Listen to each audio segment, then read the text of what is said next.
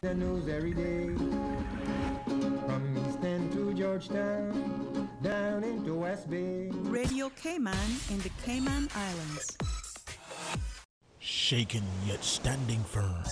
This is Radio Cayman in the Cayman Islands. Oh, I think they're doing a great job. A lot of them are. Good afternoon, Dwayne. How are you? Not too bad, sir. Ladies and gentlemen, Radio Cayman's Talk Today with Sterling Dwayne Ebanks. But I do have some questions. There are more questions than answers.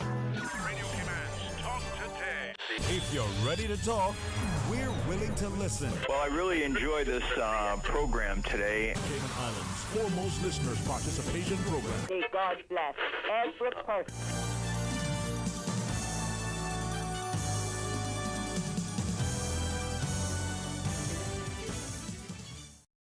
Welcome. Thank you so much for joining us. I'm telling you, man, it's a terrific day. It's a beautiful, blessed land in which we live. And if you're able to listen to us here on Radio Cayman, or if you accept Miss Susan's invitation to go online to our YouTube channel, you see why. As you sit to my right, the future is bright because of the intellect and the wonderful contributions of a gentleman like Mr. Patrick Schmid. Thanks for sharing You're us. talking about the person to my right. No. Good afternoon. Don't steal my thunder. But if you look to my left, you know, the wisdom, the counsel, the resolve, the resilience of our Iron Men, Captain Paul Hurston, Mr. Cam Jackson, and Mr. Ebanks joins us to share their insight. And of course, they'll agree that, you know, any house where there's such an incredible lady like Miss Linda Clark sitting can only make it that much better. So I'm excited to learn more, to listen. Flattery will get you everywhere. I think so too, man. There was a case once in Flattery. He ended up getting everything, so we'll see about that. So we invite our listeners be a part of our discussion. You know, as we laugh, we learn, and as we learn, we love, and as we love, we live, and together we'll make a contribution. So please stay tuned for Talk Today.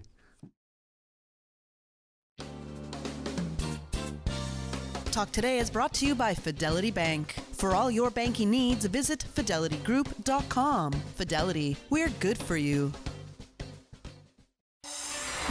Radio Cayman's Talk Today, the Cayman Islands' foremost listeners participation program. We ask our listeners to avoid statements or comments which are abusive, derogatory, malicious, or defamatory. Do not use any indecent language or make any statement which is false or misleading. Email talktoday@candw.ky or call 1-800-534-8255. Courtesy of Flow. Cayman's #1 network that connects you to your world like never before. Let your voice be heard. Once again, here's your host, Sterling Dwayne Ebanks.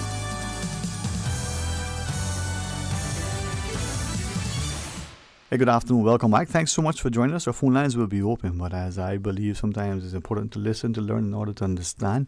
Honored to be able to welcome to our studio again, you know, Patrick Schmid for sitting and joining us. Good afternoon. And Miss Linda Clark. And she's not just a chauffeur, but I think, if you don't mind me saying publicly, a wonderful person to know. Glad to know that. Oh, thank you, Sterling. Thanks for having me on today, and good afternoon to your listeners. All right.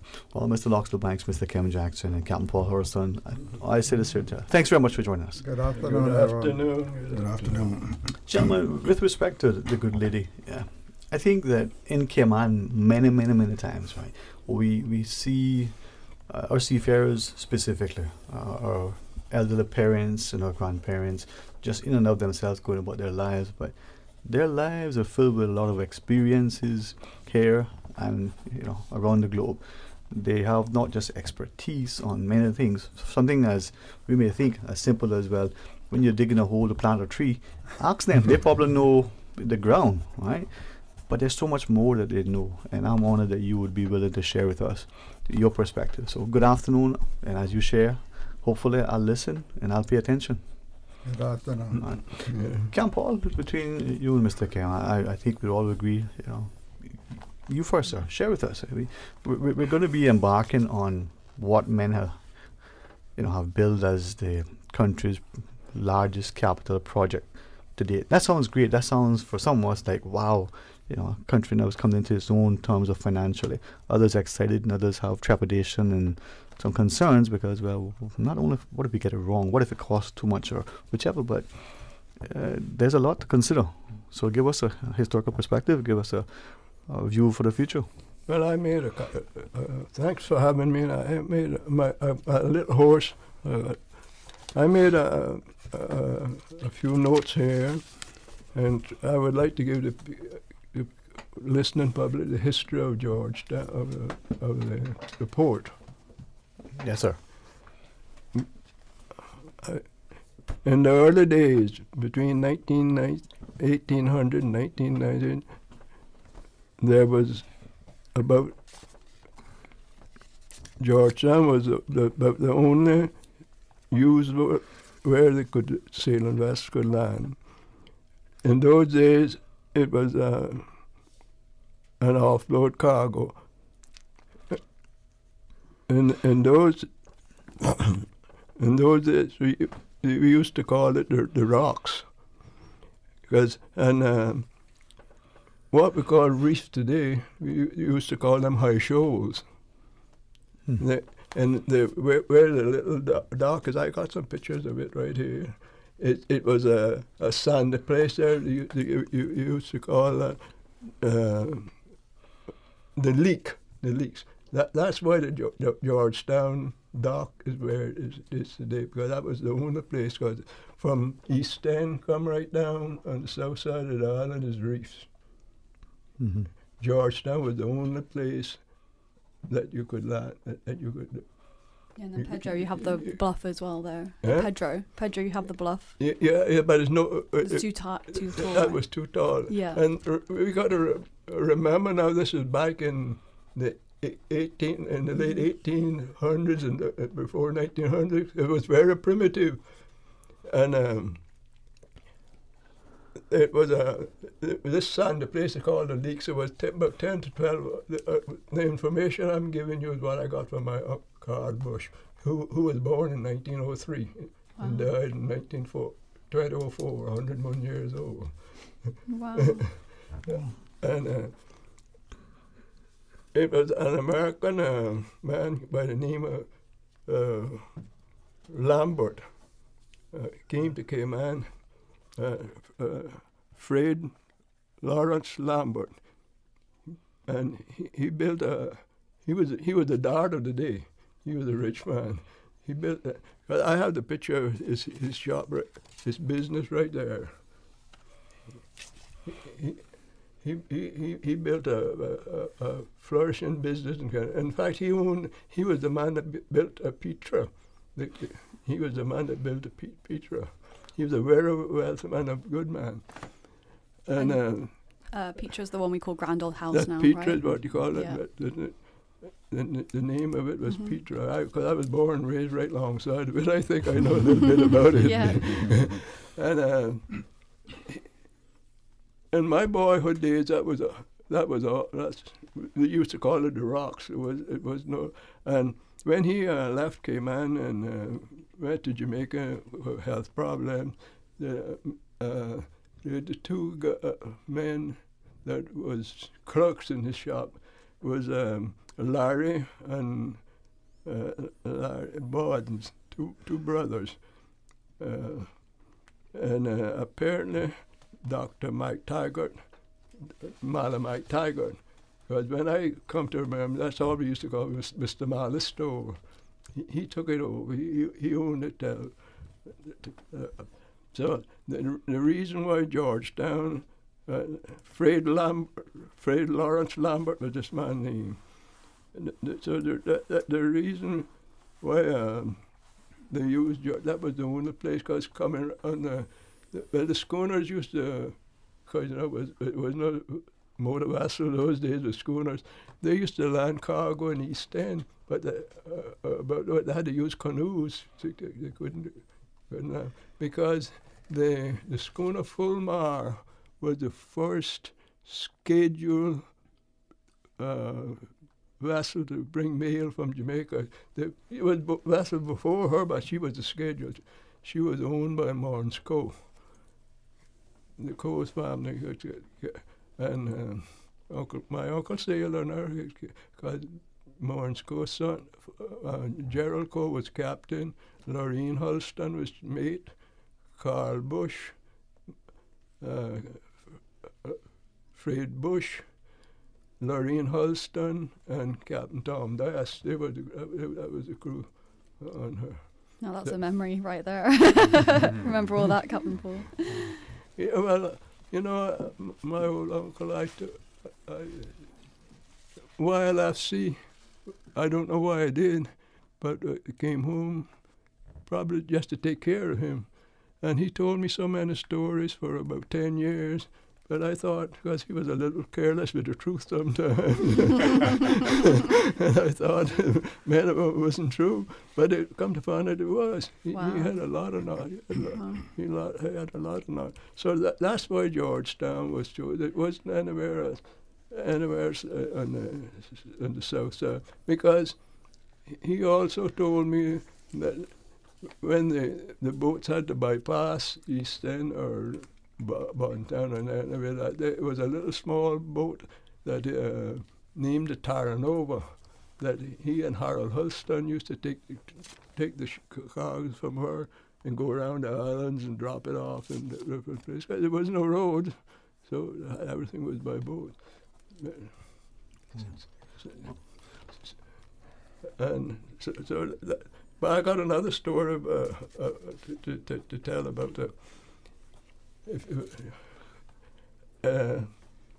in fact, where I got it last week. Right. Well, when we come back from the break, then Captain Paul, maybe you can share that story with us then. Yeah. All right. Well, you know what? This is how we live and learn, and this is part of our history that we live in right now, and be reminded. So please join us after the break. Are you an employer and would like another option to advertise your vacant position? Register with Work Jobs Cayman today and post your employment ad for Caymanians to see and apply. Contact Work on 945-9672 or visit www.worc.ky to get started today. Think about something that makes you happy. Did it make you smile? We know it did, because that's what we do at Sagicor. Put smiles on our clients' faces every day. With a large range of products to cover your family, it's no wonder most locals choose Sagicor for their life insurance needs. Serving the community for over 25 years. Let us put a smile on your face. Call your Sagicor advisor today. King Sports Center takes pride in being more than just an ordinary gymnasium.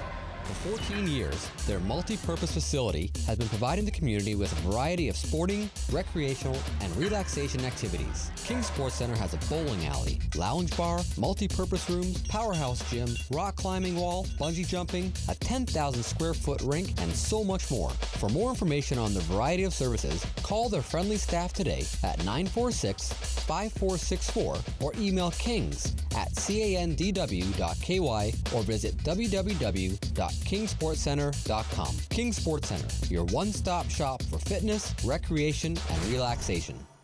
Close out the decade and start your 2020 with a trip to remember in the beautiful and pristine gem of San Andres, Colombia. Enjoy the amenities of a tropical paradise without the crowds. Vacation packages are available, including accommodation, tours, transportation, ferries, plenty of water sports, and nightlife. Flight departs December 18th and returns January 8th. Don't delay. It's time to get away to exotic San Andres, Colombia. Call Caribbean Aviation Solutions at 927-0682 and book your dream vacation today. The referendum for the cruise berthing and cargo facility is on the 19th of December. Do you know a registered voter currently living off island who won't be here for the referendum? They can still cast their vote by postal ballot. The deadline for postal ballot applications is 7th December. For more information about how to apply, visit www.elections.ky and get set to vote. Talk today. But I do have some questions. Talk today. Cayman Islands' foremost listeners participation program. Talk today. Because there are more questions than answers. What the public is saying. Waiting to take your calls right now. Sterling Dwayne Ebanks.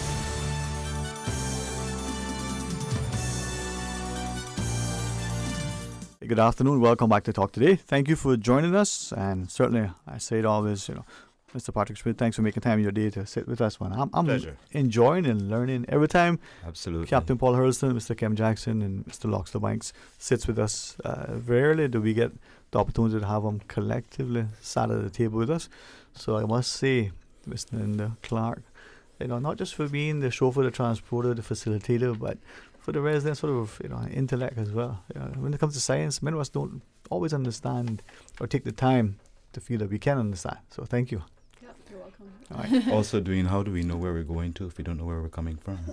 Absolutely. Well, So one of the big problems that we have in the world in general is that we have shifting baselines. So that means that when I was born here in the 80s, what I think of as the natural Cayman is very different to what Captain Paul and these other gentlemen would have had when they were born. Mhm. And we sort of get used to that baseline, and then we don't understand that even when we're talking about, say, for example, I think that the island should be conserved as it was in 1980. Well, actually, that's already a lot of destruction that happened compared to when these gentlemen were born, and then their, families before them. So we have to understand that sometimes what we see now is actually not a healthy ecosystem or balance, and we have to think about actually what was there before as well. So to hear these stories, and they're not stories; it's history.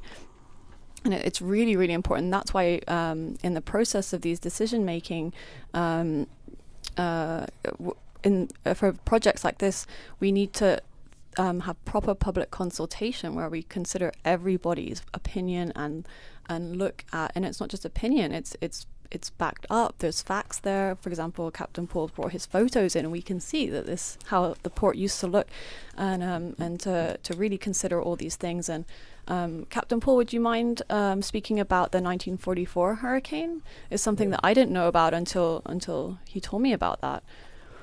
Yes, 1944 was. I can't remember 32, but I sure remember 44.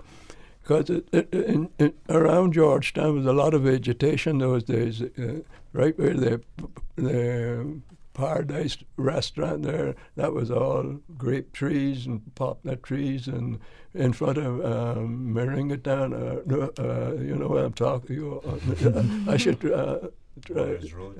Boilers Road there. That was all lion tongues and grape trees, and right down in front of the Church of God, almost in front of the Church of God there was the same thing. Well, it was a shipyard right there, and they used to launch vessels. So that was, and you go down to raid, what we call raid spots by the breaker down there. That was all lion tongues and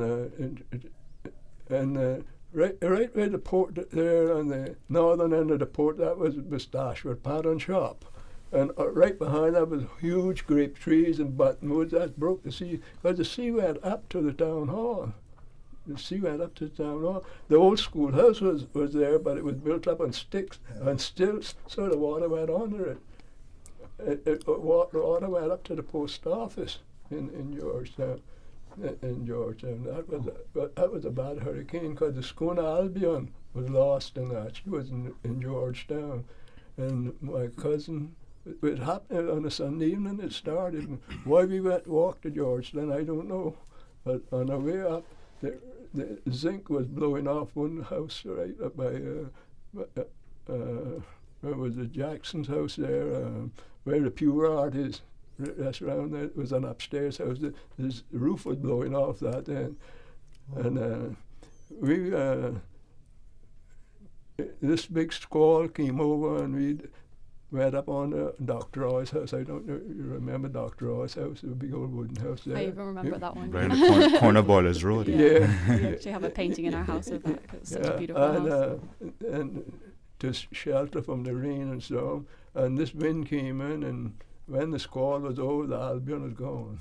She was gone. So, and not only that, but it was a little, on the northern end of the breakwater, it was a little shop there, the Rankins store. They were from Jamaica, but they lived in Southtown. They were right out in the corner of the street, and that the whole piece of the iron shore broke off of that. Broke off that. And they lost the little shop. So, and sir, that hurricane came from the south. Is that correct? Well, I really don't. It must. Oh yes. Yes, had to be from the southeast, south and east. You know, because it's very seldom that a hurricane comes. In a lot of days, recent days, they've been traveling northeast, but usually, because the old saying, keep south and east of the storm, you're safe. Right, not in this case. You know, I can recall that 44 hurricane. I guess how old would I have been then? 8, and I'd been 6 years old. But going down into West Bay, and where the John Gray United Church is in West Bay now, the sea was coming up to that point. It washed away the wharf. We had a big wharf in West Bay at that time. It washed away the wharf. It washed away the warehouse that was right up the street from it, and you know you cannot really fool around with nature too much.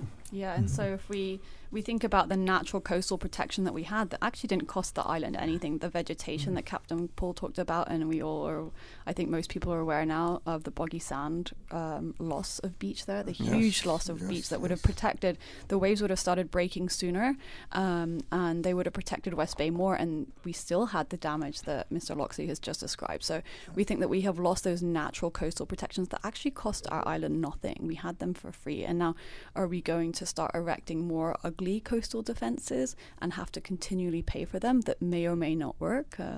New Orleans is a perfect example. The barriers don't always work, and forego all the other natural amenities that we have. I mean, sitting on the shade under the trees on a nice day in Georgetown, or sitting on the beach on a nice day in West Bay, we lose all of that, and that's really concerning that we're losing that across the whole island, actually all 3 islands. And you know, we as a whole, our islands together are only 126 square miles. We're a really tiny, what does Miss Georgette say, like the top of a pinhead. We really are. So we really have to understand what we're doing, and we have gentlemen like this with experience, and they're trying to educate the younger generations like me, who don't know all the history. Like I said, the shifting baselines. So for me, the beach in West Bay, when what I know is even smaller than when they were growing up, and yet now it's gone altogether. So we really have to look at this concern and not to underestimate the power of Mother Nature when her wrath comes. To give you a good graphic of this, if you just go and stand at the wall that comes down at the foot of, I guess that would be West Bay Church Street, and just look over there, right up against that wall now, there's anywhere from 2.5 to maybe 3.5, 4 feet of water. And at one time, on the other side of that wall, there was a church. A church was built there. It got blown away twice before they moved it up the street. It got washed away. And of course, there was a school. That was the main schoolhouse right next to the church on the left. And they all got washed away. Yeah. Just a quick question for the gentleman here. In relation to the discussion about Georgetown being the only sort of natural place for any ships or schooners at that time to come in, is it correct to say that was therefore the area where we had the deepest natural area of water? Yes. Right. Right up to the Iron Church, because that leak. I don't know what you call it. Yeah, sandy patch. Yeah. That came right into the only place, because it was shallow on both sides, but that was good Lord provided that for it. Right, and then you mentioned to me as well, Captain Paul, that other places like at Pedro, it's a cliff, so to move the cargo or transport from the ship to the shore was too difficult, because at that time, as you said, we wouldn't have had the facilities to accommodate that. So where it looks like it goes straight to deep water. Well, I think if you look at the positioning of Georgetown Harbor, you look at Northwest Point, you look at Southwest Point, you've got deep water that comes right in, and you've got some protection, from Northwest Point and Southwest Point. So that was, I think, another factor why it was chosen. Right. And the type of vessels then are not the type of vessels we're talking about now. This is not the same thing. So when people talk about those cargo vessels, we can see Captain Paul's brought some of the photos in with him as well. These vessels, they could come in, and we still have the reefs today because they didn't damage the reefs. So the reefs we have now were protected by the previous generation. So this is a lot of this discussion is around intergenerational equality as well. So the previous generations, they did protect the reef. They came in through the sandy patch. Their boats could still come in, and I and other people who've grown up here and people who are having their children now, young children, they can still use those reefs and enjoy those reefs. So to say that, well, the port was put here first, but we're talking about a different animal now in terms of the size of these ships, and I'm sure these gentlemen can tell us more about tonnage and all that kind of stuff. I mean, if you look between Northwest Point and Southwest Point, there were, I would say, probably 10 or 15 what we call white holes, which the ships, the vessels, anchored in the white holes. That was where they threw their anchor, and that was purposely not to disturb the environment, right, or have the least effect on the environment. Mr. Kim? Yeah, well, I worked with the university for maybe 7, 8, 10 years, but it was only sometimes with 2 weeks, 4 weeks, 6 weeks. It wasn't for no year, you know. And the stuff that I learned, the stuff that I learned is coming to pass now. A wall should not be put nowhere near the water, because I will learn that if you take a quart bottle, it's got to be clear though, not a black one. So you can see it. Yeah. Right. And put a little bit of sand and water, and you sit there and you do like this. Rock, rock, rock. The sand will come, the sand will go. But now if you do this, more violent, and it'll go back. When you do this, then it'll go back through the stopper, because it's like throwing a ball against the wall, you know. I think if I could pipe in there also on that analogy would be, if you put some distractions within that environment in that bottle, you will see what really happens. The interruptions, the flow. Yeah. I would like to chime in on something that yes, sir. Mr. Cam said. You know, he told me about many times about his experience with Bob, the late Bob Soda in this university, and I was a little skeptical of it. But Sunday gone week, we had a small slight northwester, and unfortunately I don't have a camera anymore. But I would. The sea was running right. We used to call it. You know, anybody knows where they are. It used to be Green Horses apartment is up there in South Sound. There's what they call it now, something. But that was what we was doing as Coconut Walk those days, and it was a reef out there too, and that's all disappeared. But the sea was coming parallel to the beach, running right up on the beach, and about 50 yards something, the sun was boiling up in the water, elevated in the water, and it was clear. It was a beautiful day. Sun was shining, and outside, I'd say 200 yards outside, or less than that, it was clear. You could see the bottom. So that muddy water was coming in. So you were right on that, because it's only one sand, the place between Pageant Beach and where I'm talking, it was Smith back there, and it didn't move from there. So that sand, it came around. At least it came from the north, but it didn't come from outside. So I believe that supports exactly what you all find. Thank you very much, Captain Paul. Let me tell you some more stuff now that I learned. When we were doing this was late 60s, I guess it was, yeah. And they had started some years after that doing Kaibo. And I always remember this man, Dr. Roberts. he said to me, he said, you got anybody come buy land? I said, well, Dr. Robert, I don't know.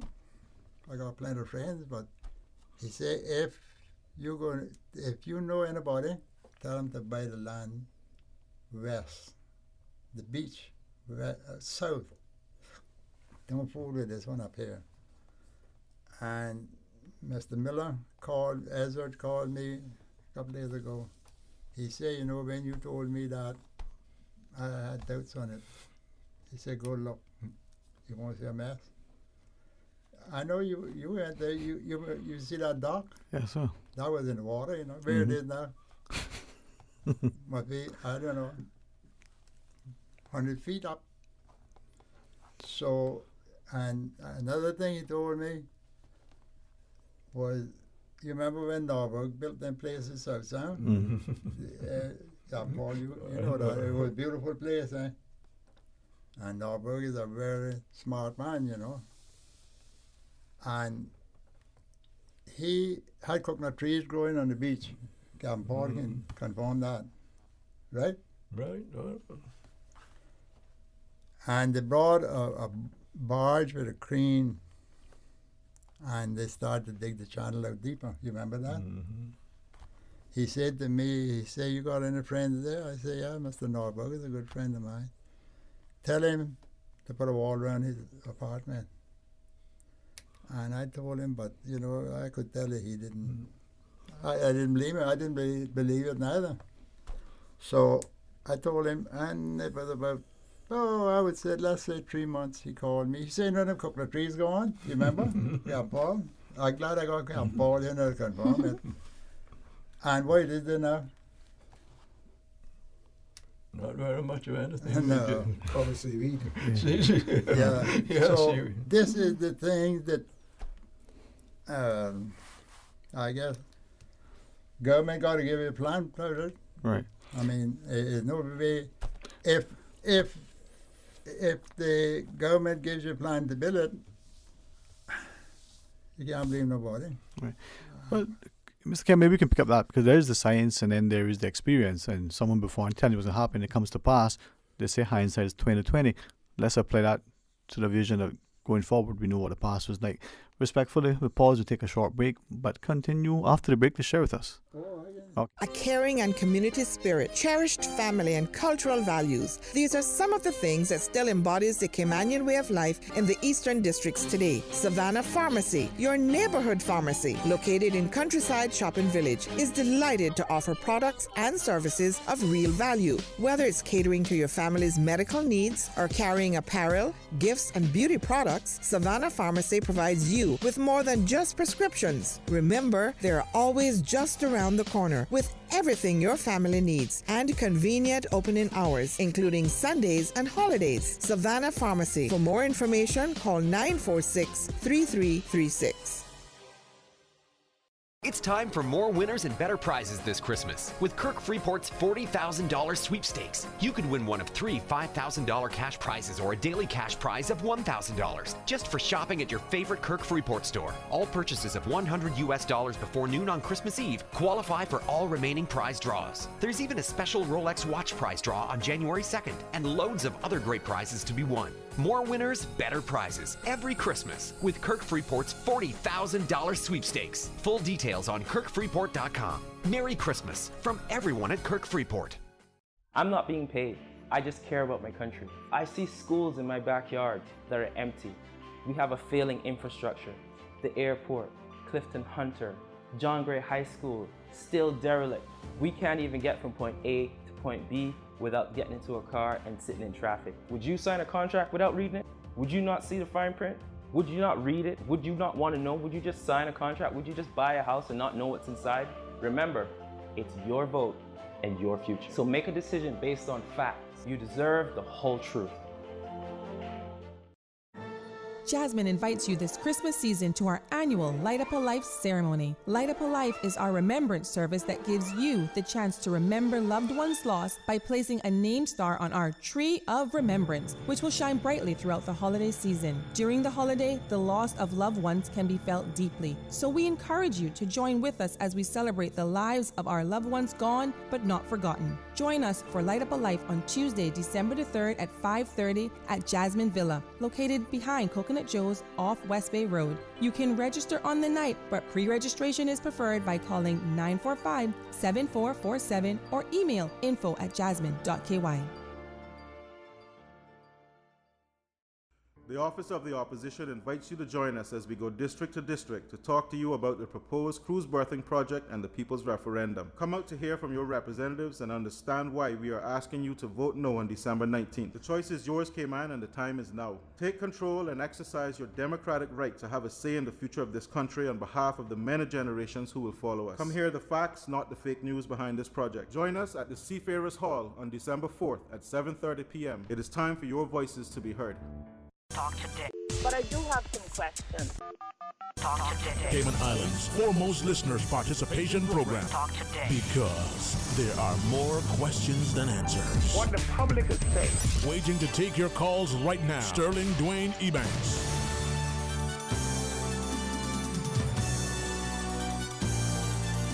Hey, good afternoon. Welcome back. Thank you so much for joining us. And Patrick Schmid sits Good ably. afternoon. Thank you very much, Miss Linda Clark, together with Mr. Loxley Banks, Mr. Kim Jackson, and Camp Paul Hurlson. Gents, this is like sitting under the grapefruit, well, a grape tree, you know, eating coconuts. Well, since you brought that up now, Yes, sir. I want to ask you something. Yes, sir. You know, this island is being ruined. You can't find a crutch stick to turn a break. No, it's true. It's true. Right. If you find one, bring it for me. Well, I was looking for a pushing stick the other day. Yeah. Couldn't find one. No. So. And your money. You know, they say what I want to say about Dart. One thing you can say about him, he putting trees down.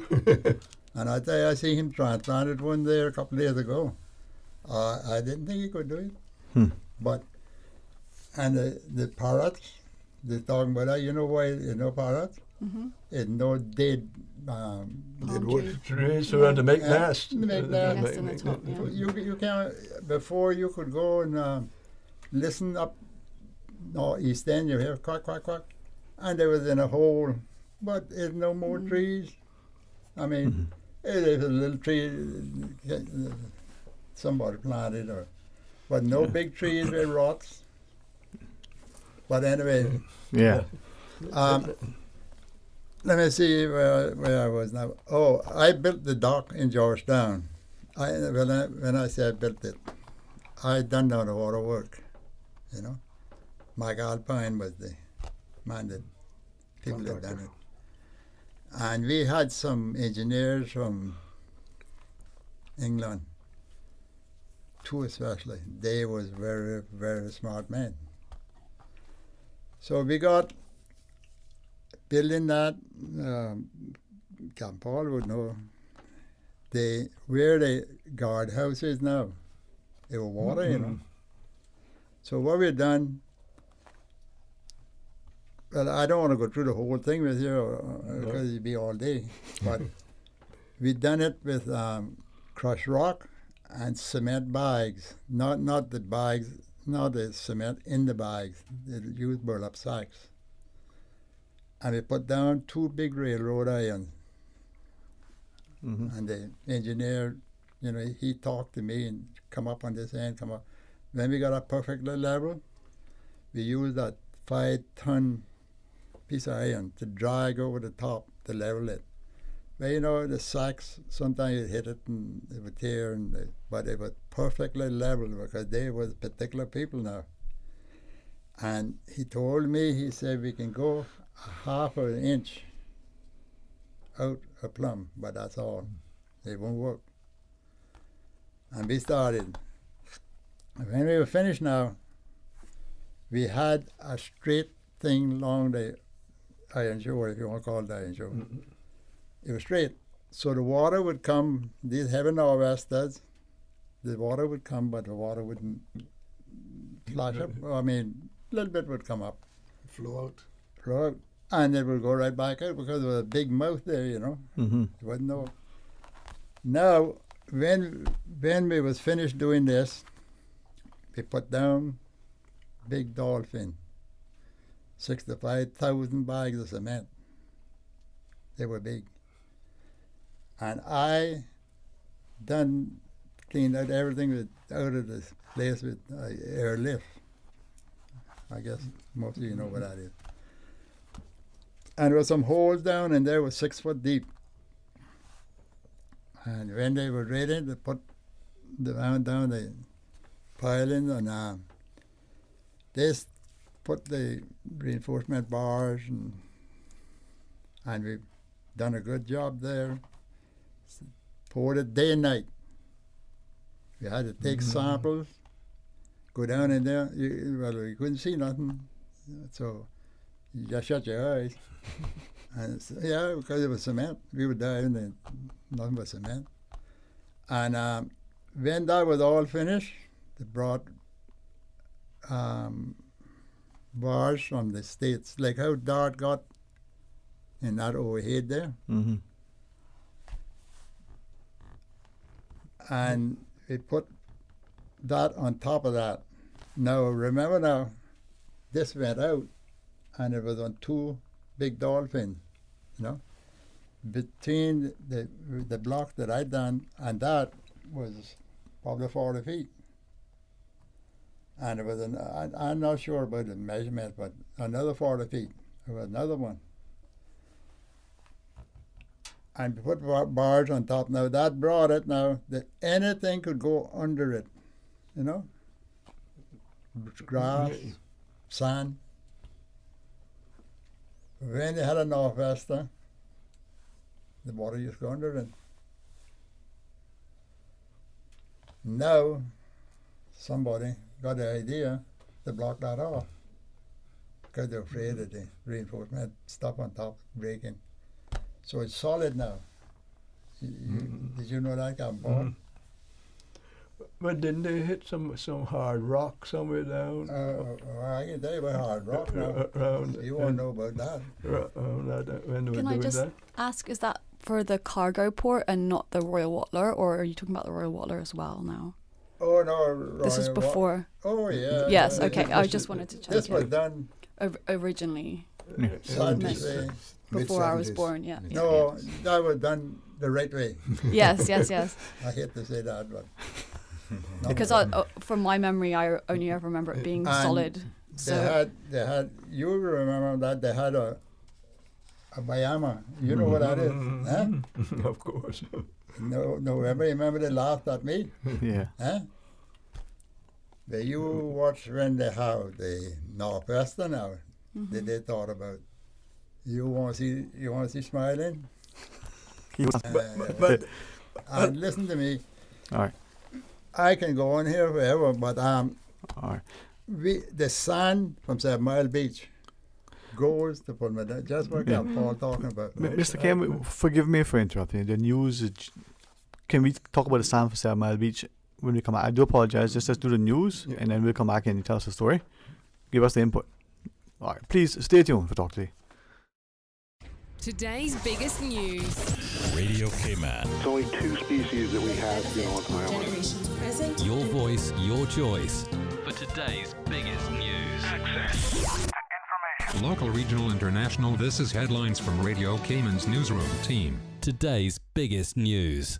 With your latest headlines, I'm April Cummings. Police investigate a collision between an SUV and an RCIPS motorcycle responding to an incident around 7:30 Monday morning. Police say the RCIPS motorcycle had lights and sirens activated, and both vehicles were traveling westbound on the Linford-Pearson Highway when they collided. The officer received minor injuries and was taken to the hospital, then later released. The driver of the private vehicle was uninjured. The matter is under investigation. In international headlines, Wisconsin Attorney Josh Cowell says that the shootings at 2 high schools in that state in 2 days shows the need to invest in services to help troubled students and to limit their access to guns. The State Department of Criminal Investigations is leading the probe into a shooting today at a school in Oshkosh that left a student and the police officer who confronted him injured. This comes a day after a police officer shot an armed male student in a classroom at a Milwaukee area high school. A remote-controlled explosion has demolished a 6-story building considered a threat after it was damaged in a 6.4 magnitude earthquake in Albania. Today's demolition was done by the Army in the western port city of Durrës following last week's quake that killed 51 people and injured more than 3,000. U.S. stocks fell sharply today after President Donald Trump cast doubt over the potential for a trade deal with China this year and threatened to impose tariffs on French goods. Trump said he has no deadline for a deal and didn't mind waiting until after the 2020 election to make one. Investors had been hoping for a good deal this year, or at least enough progress to stave off new U.S. tariffs on Chinese goods, including smartphones and laptops, which are scheduled to start December 15th. Those are your headlines. From Radio Cayman's newsroom, I'm April Cummings. Stay in touch with Radio Cayman for the latest in news and information. Follow Radio Cayman on social media, Facebook, Instagram, Twitter. Download the Radio Cayman app or log on to our website, www.radiocayman.gov.ky. Radio Cayman, your voice, your choice, your radio.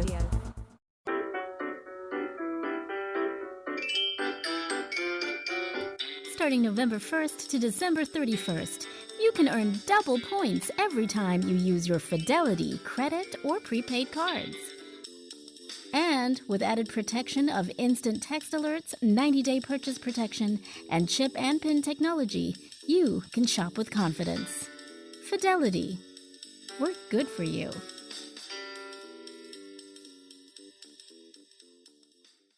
The holiday season is here. Time to look your best. Company parties, family parties, New Year's parties. Look your best. Feel your best. Be your best. With High Fashion Design Studio. Full salon treatment along with top designer brands, clothing, accessories, and more. High Fashion and Design Studio. Located in Cayman Trade Center, 199 Eastern Avenue, across from Banana's Restaurant. Call them today, 945-4415. That's 945-4415. To book your high fashion and design experience today. Be bold, be true, be you. Merry Christmas to the entire Cayman community, and thank you for making our store opening a grand success. Preventing dengue is as simple as preventing mosquito bites. Use a mosquito repellent, wear protective clothing, and stay indoors during early dawn and dusk when mosquitoes are most active. Control the places around you where mosquitoes breed. Remove stagnant water in outdoor and household settings. As a weekly habit, persons should change the water in vases, clear the water in saucers under potted plants, and ensure air conditioner drip trays are free of stagnant water. Outdoor objects capable of holding water should be kept empty and preferably disposed of or put into dry storage if not used. These include open bottles and tins, watering cans, buckets, empty paint tins, and old vehicle tires. Do your part to control the spread of dengue. The dengue virus is an infectious disease transmitted through mosquito bites. Symptoms may come on as early as 4 days or as late as 3 weeks following an infection. There is no vaccine or specific medication to treat dengue. Symptoms of dengue include high fever, headache, pain behind the eyes, joint and muscle pain, and rash. If persons have any of these symptoms, they should go to the nearest health center or hospital. It is advised to drink lots of liquids and avoid medication that contains aspirin. Headlines. With the latest headlines. One of Cayman's bright and shining young stars. Local, regional, international. Headlines. Turning to international news. Updates on the hour between 7 a.m. and 6 p.m. on weekdays. All the news when you want it. Tune in to Radio Cayman for hourly headlines of the day's top stories. Radio Cayman, your voice, your choice, your radio. Talk today. But I do have some questions. Talk today. Cayman Islands' foremost listeners participation program. Talk today. Because there are more questions than answers. What the public is saying. Waiting to take your calls right now. Sterling Dwayne Ebanks.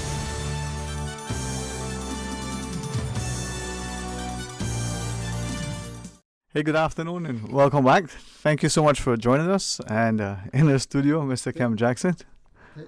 Taking these breaks, I forget where. I'm so sorry, yeah. Yeah, well, anyway, pull me down. Yeah, pull me down. You're talking about beach we sediment. call it pull me down, you know, but it's not pull me down. I know, Pull me down. I know, because the tide is so much, and pulling over. It's a lot of current. Them old people used to call it pulling me down. Pulling down. Pulling me down. But you know, since that channel been cut in the reef there, to relieve the current, just goes up there. It's, in fact, it's dangerous going out there. A lot of people got in trouble going up there. That's one thing that when we keep hearing there's other dive sites and other shore access to the reefs and things, there's a lot of current at all those other sites. So that's one of the reasons that Georgetown Harbour is so precious for the visitors who may not be strong swimmers or may be young or old. Unfamiliar as well. And unfamiliar. So that's why a lot of the other sections of the island, while technically, yes, there's coral reefs there and you can access them for sure, they are actually quite dangerous because exactly like you say, pull me down point. And that's one thing that's being overlooked in the preciousness of Georgetown Harbour's reefs and their accessibility to all persons, and it's safe there. So I'll let you get back to that. But now we got a 90 degree. The dock is here and like that. So anything that come northwester or west, there's a pocket up there. And good thing there's not no seaweed coming in now, or you would have leave Georgetown. That is up in there, and Pirates Week, I was doing the landing for the pirates, you know, and I was surprised to see the sun up in there. I mean, if you can go and look, I hope it's gone, but it was there then, and that comes from 7 Mile Beach.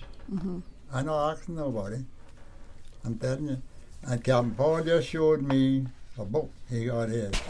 I didn't know that these kind of people, these people would be so stupid as to do something like that. So they got just a pile in. For the listeners, I'm just saying that the book is the Support Our Tourism booklet that's been given out at the meetings recently is what he's looking at. They got, thank you. They got these pilings straight up out of the ground.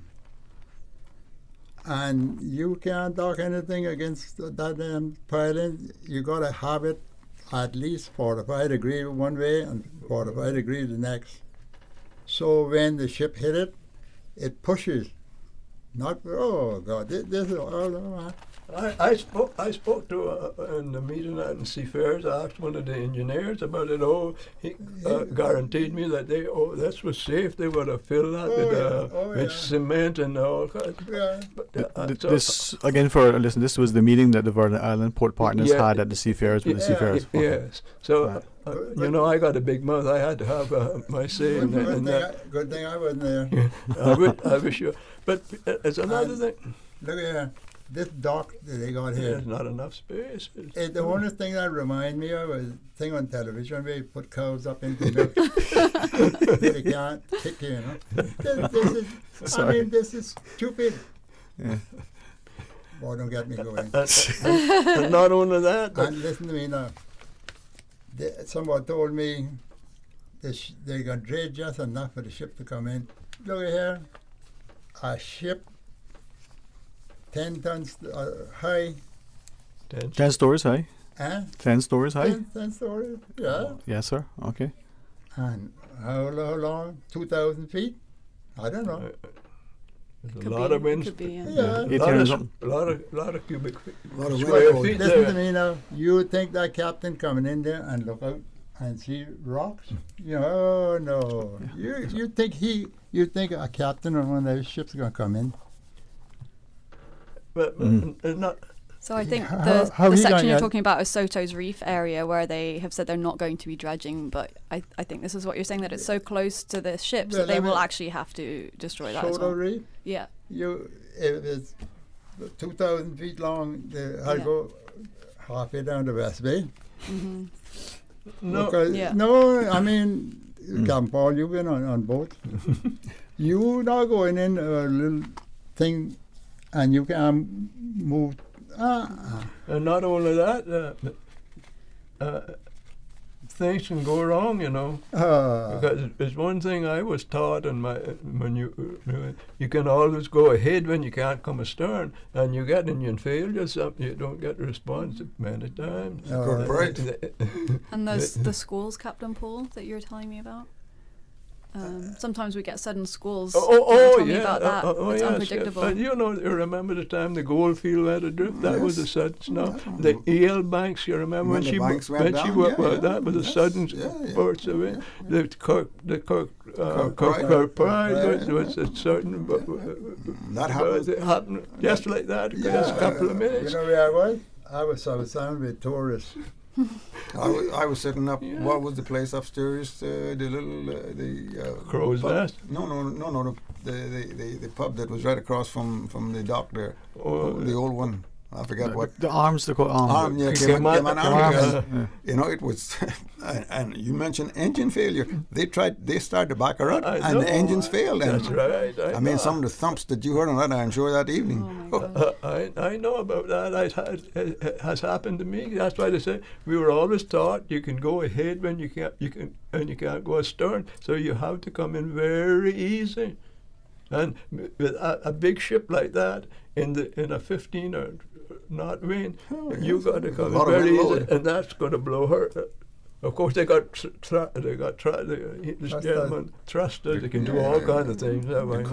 But you don't have much space. That was put up on the reef in Northwest Point in about 1980, right? That was another. Yes. That was a trader. That was a trader. Correct. Yes. The Kirk Pride is still out there with a Volkswagen or something. Yeah. But the thing with her, I was at home in that day, and when a vessel springs a leak, you don't carry her out in deep water, you run her aground. Yeah. She was put out there, so she would get on the drop off, and then she would disappear, and they could collect insurance. That's the reason why. That's another story. It is so stupid. If a ship is leaking, you try to get them up on the land somewhere where she won't sink. You are not going to take her and put her out there where she will sink. That's what they done. Just to add to what Mr. Jackson was saying, the Symphony of the Seas, for example, I just checked, and it's 228,000 gross tons, 1,200 feet long, and 250 feet high. How long? 1,200 feet, sir. Well, I went too far off. Listen to me. You remember he asked me about how hard it is, the rock we found. Mm-hmm. You remember when you come into the old dock, that big shore right there? Huh? I wonder if that's still there. I don't know. Well, anyway, I bored a hole in that and put dynamite, quite a bit of dynamite. I remember that. You remember that? And all the divers came up and shot that off. Now you cracked it. Now you cracked it, and now he said, well, let's put more. And somebody came told us you got to stop because the church is shattering the building. Yeah, so actually part of the environmental impact assessment report that was done in 2015 also highlights seismic activity and the risk to the local buildings, especially the church and the museum that are there, that are still considered historic buildings. And that's actually one of the concerns that the National Trust has been raising as well, because they have authority to, their mandate is to protect those sorts of buildings that have so much heritage. And they know about it. And you know, mention was made of the supports that are being put down, and those things I would think that at least probably 4 foot square. And when you go to drill holes that size down in an environment out there on the bottom, and you run across those hard spots, it's going to shake. It's going to rattle your jaws. Yeah. And then another thing they say now, the dredge going to be hydraulic.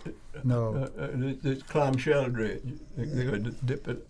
Well, Paul, you know what clamshell? I know. I know what that Well, they claim it was going to be hydraulic dredging, is what they said. No. Yeah, it's not mechanical. Yeah, mechanical is a shaft. Yeah.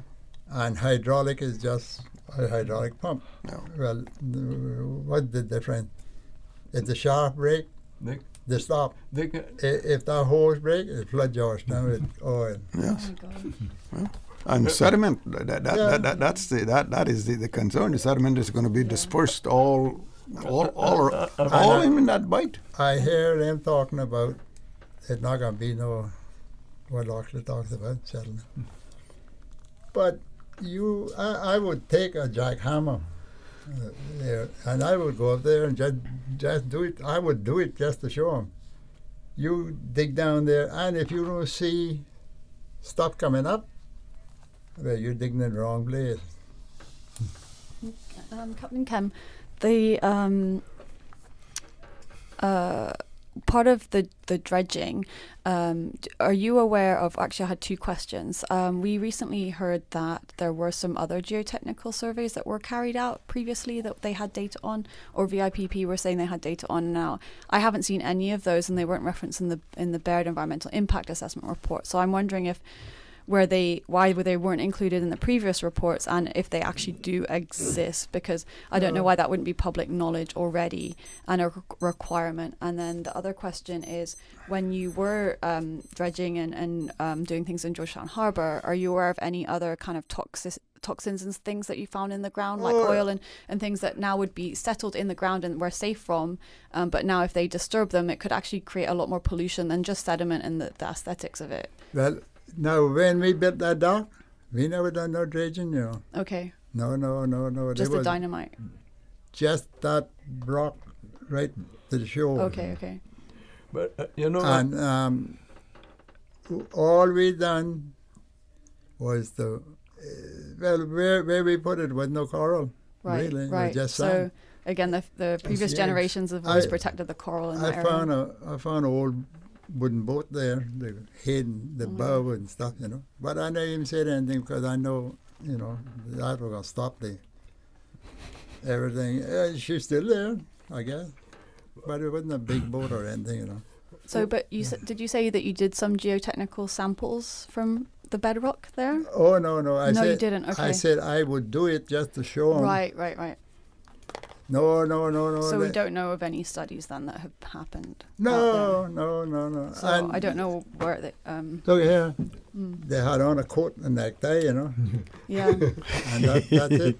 Mm-hmm. You come here with a coat and necktie.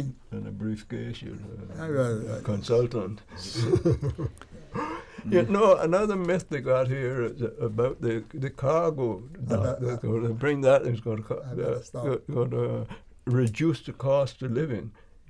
I don't know where their brains are, because if a big ship they have a big ship come in and bring a certain amount to last for a month.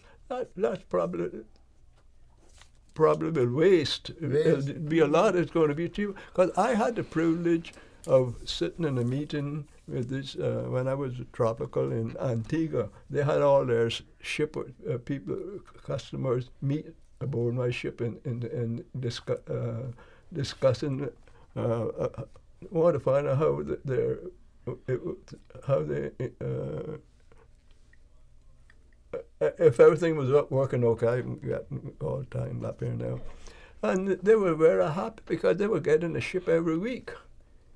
So their inventory had to be small. They had very little spoilage. If you got a big, because cargo, so many different people don't realize the commerce shipping is a very competitive and business.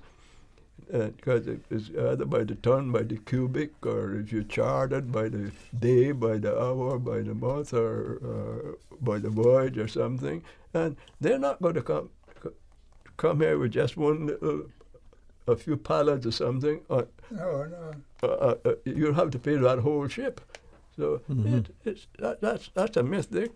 Yeah, and then if that is the case, then we are now a culinary capital of the Caribbean. So imagine we have to fly in the fresh food for the restaurants. How much is that going to cost now for us, and or our visitors going to, never mind our groceries, but our visitors as well? Are they going to be paying more in the restaurants?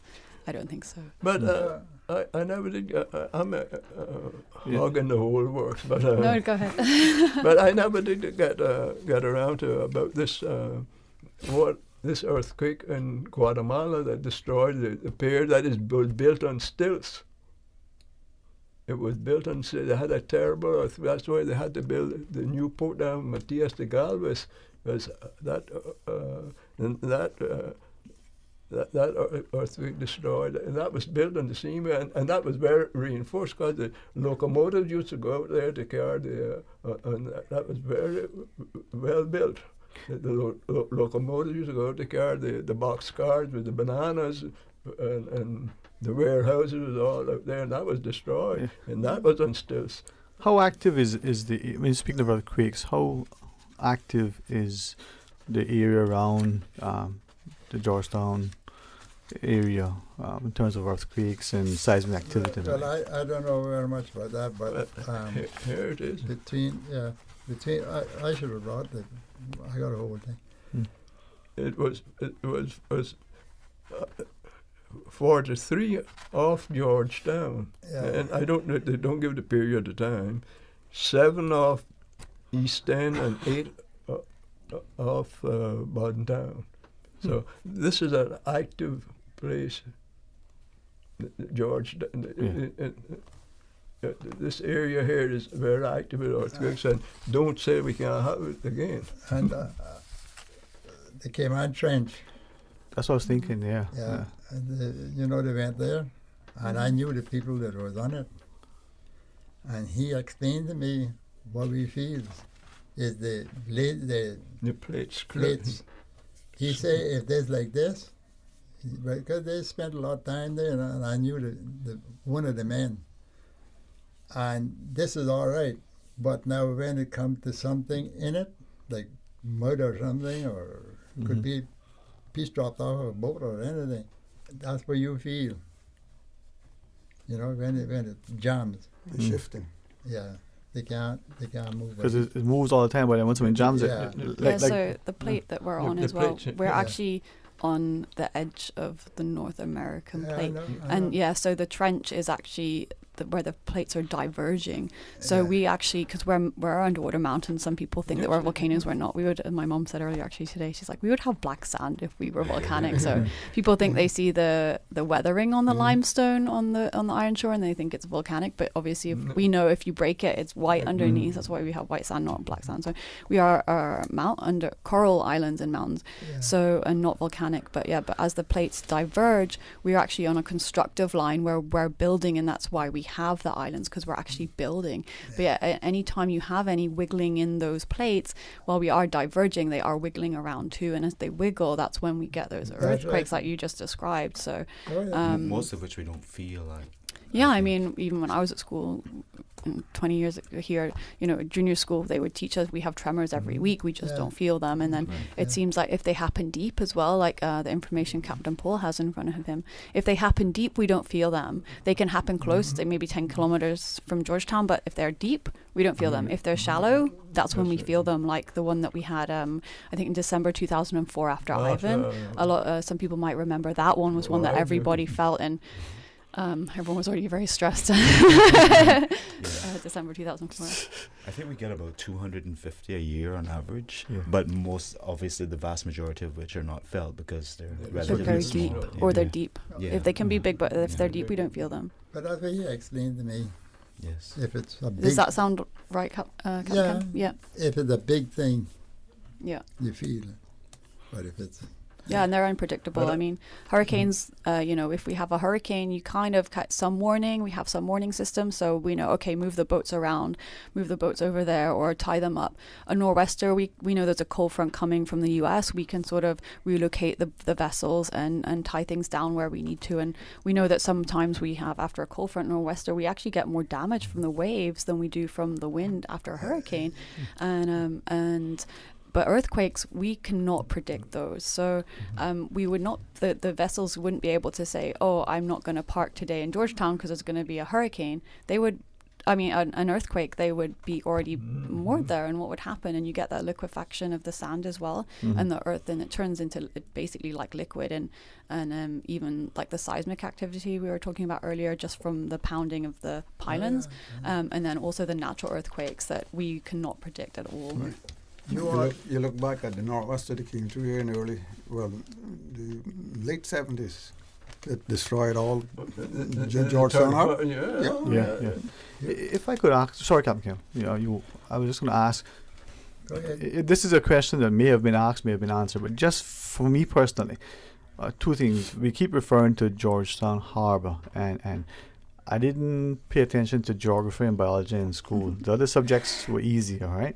So I want to know, is it a harbor? And secondly, if we built whatever version of this dock out in the Georgetown area as proposed, and we have a northwester or some bad weather, will it make it any better for the cruise ships or the cargo vessels to come in, or will they have to bypass just like they do now? They can't use it. They can't use so it still wouldn't be a use it. it? No. Okay. I just want to, I built a house without a roof and I still get wet. That doesn't make sense, right? I just making sure. All right. So it still wouldn't be able to use it. The definition of a harbour is an enclosed place. Right. Okay. That's what I thought. Yeah.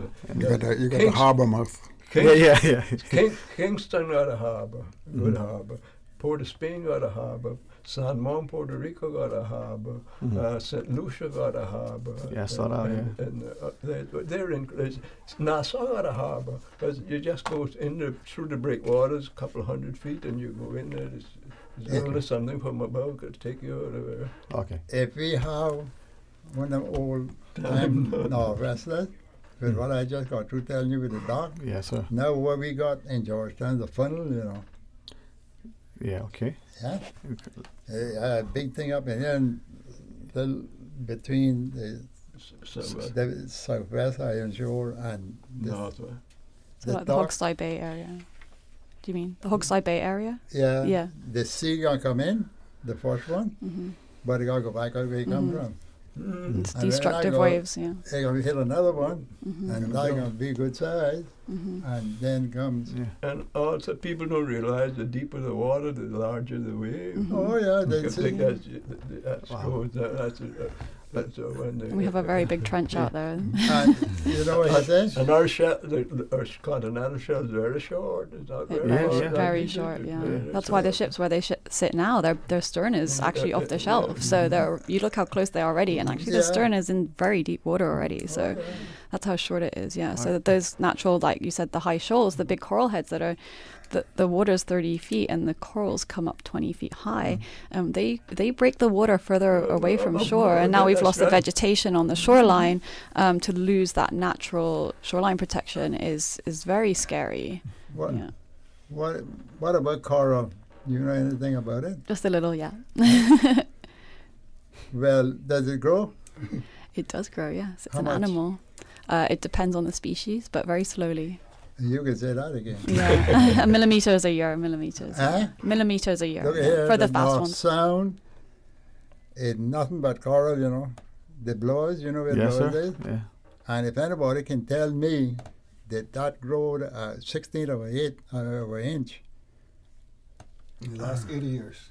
It lost what? 80 years. 80. 100? Well, you wouldn't know, but That's what I love is I know that never came up. No, but that's the thing. But look at the Barker's key, what that is.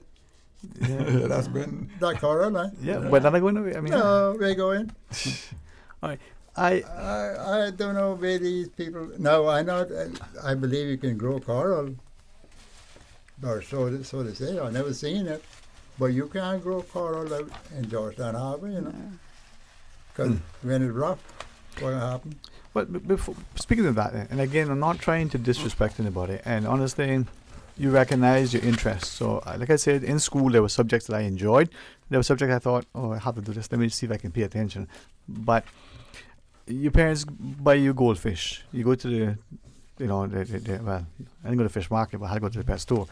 And the lady would put it in a bag and say, take it home, keep it in the fish tank for a while before you take it out and put it in so that they could acclimate and so on. Temperature and everything. Right. They're very sensitive. I'm just thinking, and again, maybe it's, I don't want to confuse anybody, but I was just thinking, if we were to take coral from the Georgetown area and we carry it to West Bay somewhere, okay, it's still off West Bay, but the two areas must be different, because when I dive sometimes... They absolutely are different, so, yeah.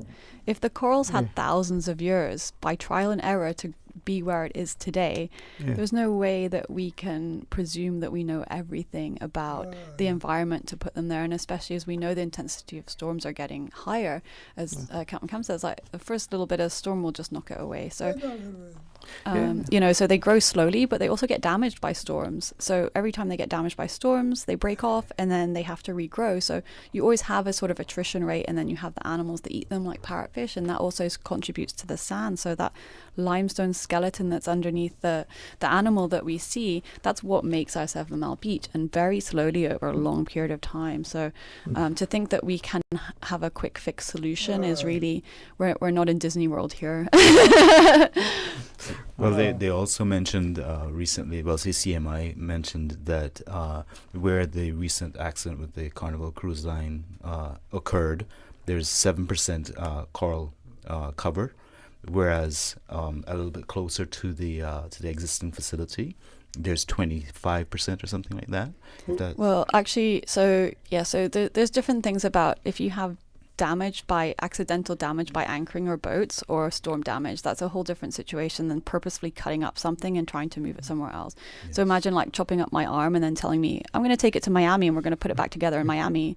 Is my arm going to be okay? It's not going to be like it was before, really. I don't think it's going to be like it was before. So that's kind of what they're saying. They want to chop it up, but these are living organisms that are very complex, and so we would always expect a damage by anchor or an anchor drag to be a lot worse, but it shows again the slow recovery of that area. So I believe that was 2014, I believe, was the Carnival anchor drop there, and yes, actually inside Georgetown Harbour, because Georgetown Harbour is a really popular diving area. People are either side, so like maybe the south and the north, so Eden Rock side and the Soto's Reef side are more heavily dived areas. So they still have really beautiful corals and life there, but the area right in front of the port where the Balboa is, and not to mistaken that the Balboa shipwreck and the Cali shipwreck also have reefs. So when we talk about the Balboa, we're also talking about the Balboa Reef and the Balboa Wreck. So there's actually the natural system there as well. Not so as the Captain Paul would say, High Shoal it was also called it Balboa. So we're not just independently talking about the wreck or Cali. The reef is there too. So those sites that are actually underneath, kind of where the tender drivers now go over, they actually are the areas that have the highest percentage of live coral cover, which means that they have higher, it would probably, I'd have to check with CCMI, but more likely they'd have higher biodiversity, which creates increased resilience, and then the highest abundance. So that's really, really important for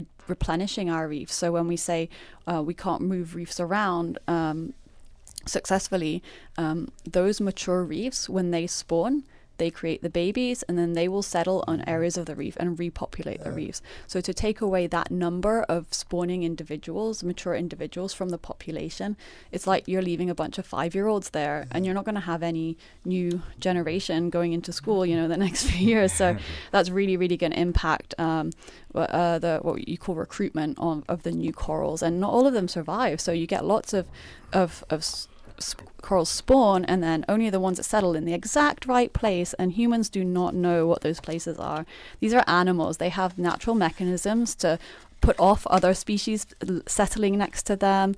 Like some of them have smells or even chemicals that send off to off-put the competition of another coral animal settling near it. So for us to presume that we can go eeny, meeny, miny, mo and stick a coral down, the chances of it surviving are very, very small. So to have that really healthy ecosystem, and actually they found that some of their study in Georgetown Harbour had 58% live coral cover, which is Cayman has a higher live coral cover than the whole Caribbean from this study that they did, and that is the highest in all of the 3 islands, even compared to Little Cayman and Cayman Brac. So we have to understand how that will help protect the rest of all of the west side of the reef as well. So not just those sites, but because divers aren't in there every day, diving and snorkeling is an impact on the reef too, and that's why we have some no dive zones on our marine protected areas. But yeah, it's truly a special area, and that thrives at the moment with the activity that we have. We had 1.9 million cruise passengers, and that is still last year, and that is still the healthiest area of reef. That is amazing. We are doing that, and we all have these opportunities as locals. We can go and swim there. We can tell our guests to go have a look there. The visitors, they can come and pay and do tours there. National Trust hosted the Nautilus semi-submarine on Sunday, and it was wonderful. And you can take small children who might not be able to snorkel, or older people, or people not comfortable swimming, and they can go and see what is there. And actually, because that goes over the reef, and you don't have like 40 people actually touching or chancing to touch the reef, it stayed healthier. So again, that's how we also add it when we talk about the ticket price and the sales price of Georgetown Harbour. Those activities can go on now, and we're still making money off those reefs. And to have that still nearly in 2019, and as Captain Paul was saying, and the other gentleman was saying, they purposefully chose locations before to anchor in sand and not to damage the reefs. So these generational Caymanians who've had a history here, and their ancestors chose to protect the reefs, and now we're saying all that was for nothing. And it's just truly amazing what we still have despite all this activity there. Yeah. Mr. Kim, do you know that Balboa it was the first night dive in the world? That's amazing. Recreational night dive. Recreational. Bob Soto made it. That's amazing. And the first underwater movie in the world was made in the Balboa. Is there still a copy of that somewhere? Who would have that? That would be amazing. I really didn't have it because being film. Yeah, they took it back, and I helped make the box for the camera. I'll always remember that. I used wax for the seal, seal instead of ring. I put tar over it, and the light. Well, then the electrical tape, wasn't easy to find. I used same thing, wax, and put whatever I could find. That's amazing. And that's how we made that movie. I was so worried about getting shocked that I gave them a light, and if they felt anything, they would flash it. Okay. Yeah. But you see them things like that, that should be And why did you choose that site for the first night dive? Well, because that was a very famous place anyway. Yeah. Even in the night. Right. I don't know if you know it, but I done a little bit of diving, Yeah. What is Skin Diver magazine? That's why I wonder, of all the sites you could have picked at the time, why did you pick that site that we still have today, and I can still dive there today? The Scuba Dive magazine, they said that I had 1 million dives. I said, I called them. I said, well, I believe that's a little mistake, I said, I believe I had to be 600 years old or something. And they say, funny, because I know the magazine, the head man in it good, the editor. And he said, I never thought about that, But gents, I would love to continue talking with you, and with that, would like to invite you back on together or separately, over not just to discuss this issue and the importance of it, as Ms. Linda was saying. Here we have the first, sort of recreational night dive, the first movie film at night on the water, and yet there's so much about Cayman that we either don't know, have taken for granted, or have forgotten. So as we celebrate, and then the environmental, the economic, the social impact of this thing, we're going to Christmas, good way to talk more about our history. We can do that again. Yeah. All right. Maybe Monday coming next Monday. Let's see what we can do. All right. Thank you very much for sharing. My apologies for saying Ram Bam and thank you, man. Thank you. Call another time. All right. It was a great pleasure being here. Well, it's an honor. I can say for partly myself, it's always an honor to sit. And thanks for sharing with us. We'll pause and we'll take a break. When we come back, we'll get a chance to share more with you with our friends from HSA. Stay tuned for Talk Today. A caring and community spirit, cherished family and cultural values. These are some of the things that still embodies the Caymanian way of life in the Eastern Districts today. Savannah Pharmacy, your neighborhood pharmacy, located in Countryside Shopping Village, is delighted to offer products and services of real value. Whether it's catering to your family's medical needs or carrying apparel, gifts, and beauty products, Savannah Pharmacy provides you with more than just prescriptions. Remember, they're always just around the corner with everything your family needs and convenient opening hours, including Sundays and holidays. Savannah Pharmacy. For more information, call 946-3336.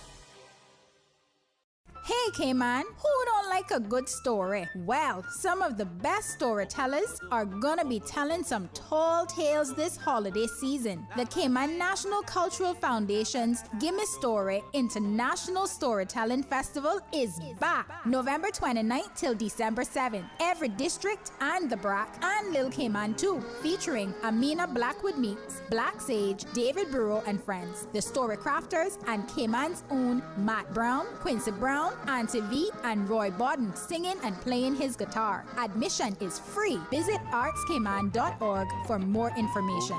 Sponsored by Radio Cayman. If you feel so moved to sing a verse or two of any of the songs, just raise your hand and I'll get the mic to you. The Gimme Story International Storytelling Festival returns. Produced by the Cayman National Cultural Foundation. Visit artscayman.org for more information. Sponsored by Radio Cayman.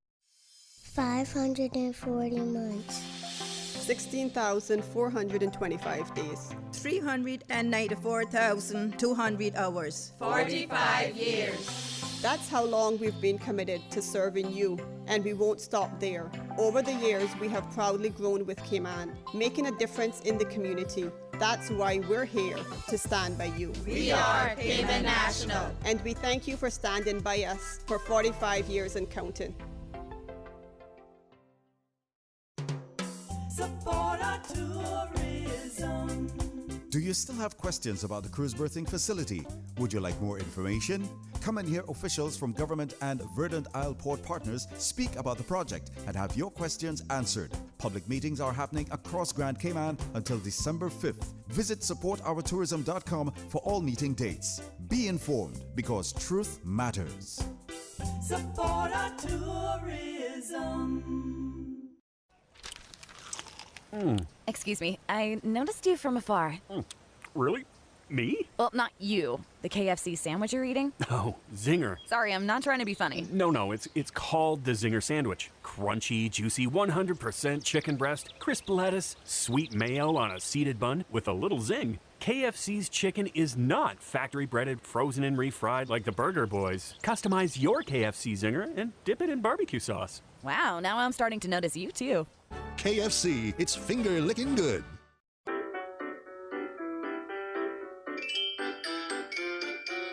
Starting November 1st to December 31st, you can earn double points every time you use your Fidelity credit or prepaid cards. And with added protection of instant text alerts, 90-day purchase protection, and chip and PIN technology, you can shop with confidence. Fidelity. We're good for you.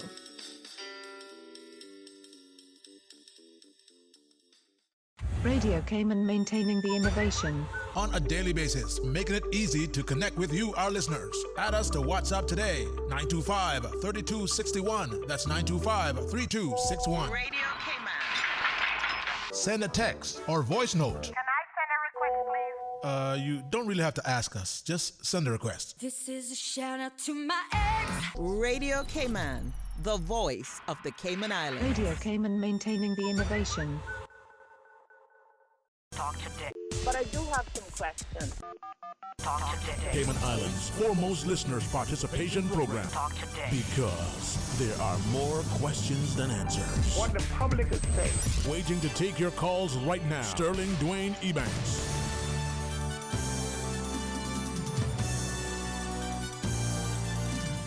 Hey, good afternoon. Welcome back to Talk Today. Thanks for joining us. And I think our next guest perhaps is even more respectful, appreciative, loving when it comes to a chance to sit in the company of our elderly.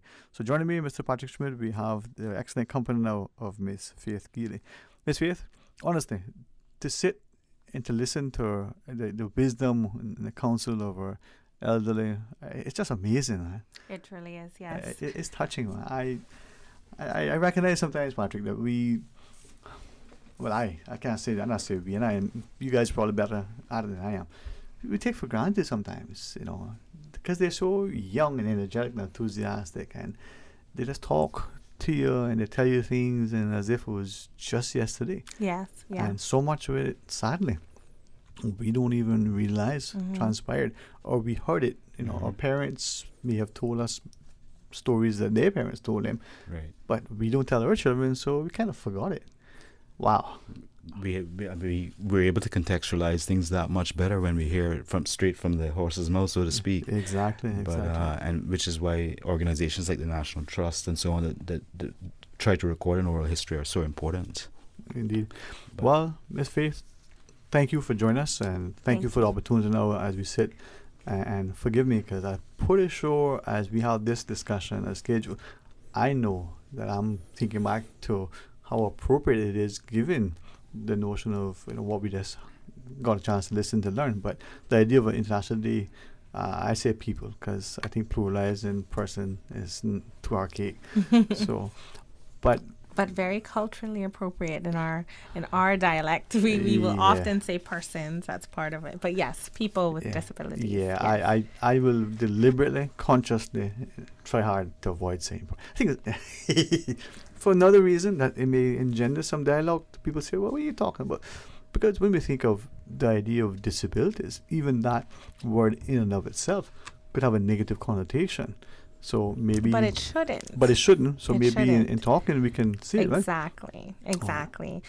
So thank you so much for having me here. I'm happy to be here representing HSA, and also I have another hat. I'm deputy chairperson of the Council for Persons with Disabilities. So I get to be here wearing both of my hats that I'm so proudly wearing to talk about International Day of People with Disabilities. So thank you so much for having me. Oh man, and thanks too. And I say this publicly, I really appreciate Patrick sharing, because sometimes you don't realize how not just easier, not just how much better, but how much more of a valuable contribution there is when you get people like Patrick. And sadly, we don't celebrate our people enough while we're still. Can with I say us. young? No, you can't say young.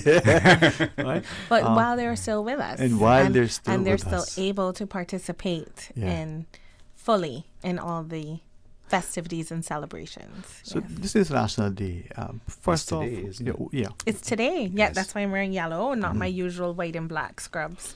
So for me, dress down is dress up, right? So And it was beautiful earlier this morning to see in front of the new glass house.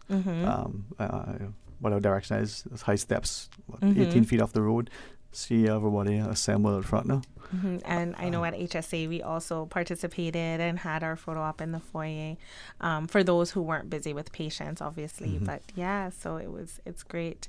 The theme this year is promoting the participation of persons with disabilities and their leadership, taking action on the 2030 Development Agenda. And this is something from United Nations. And so I think that's so appropriate, because when we look at our own disability law, that in our own disability policy, it is to come into its entire fruition by 2033. So I think it's very much in line with what we're seeing internationally in terms of wanting to help to make our societies more inclusive and more accessible to everyone with disabilities. And, I think in Cayman, we often think about disabilities as something that happens to you as a result of some type of birth defect. But in actuality, I could step out of here today and get hit by a car and end up being disabled, God forbid. But, it could happen. And so, a disability is it's not the defining feature of a person, but it's something that all of us might have to deal with at some point in our lives. And so it's really important that now that we have a better understanding of what disabilities are and how we can develop coping and accessibility strategies for persons with disabilities. It's really important that we keep that to the forefront when we're building our homes, when we're building our schools. You know, when you think about, many of our schools are not wheelchair friendly, right? Mm-hmm. And a child who's in a wheelchair doesn't necessarily have a cognitive disability, right? They don't have that issue to learn.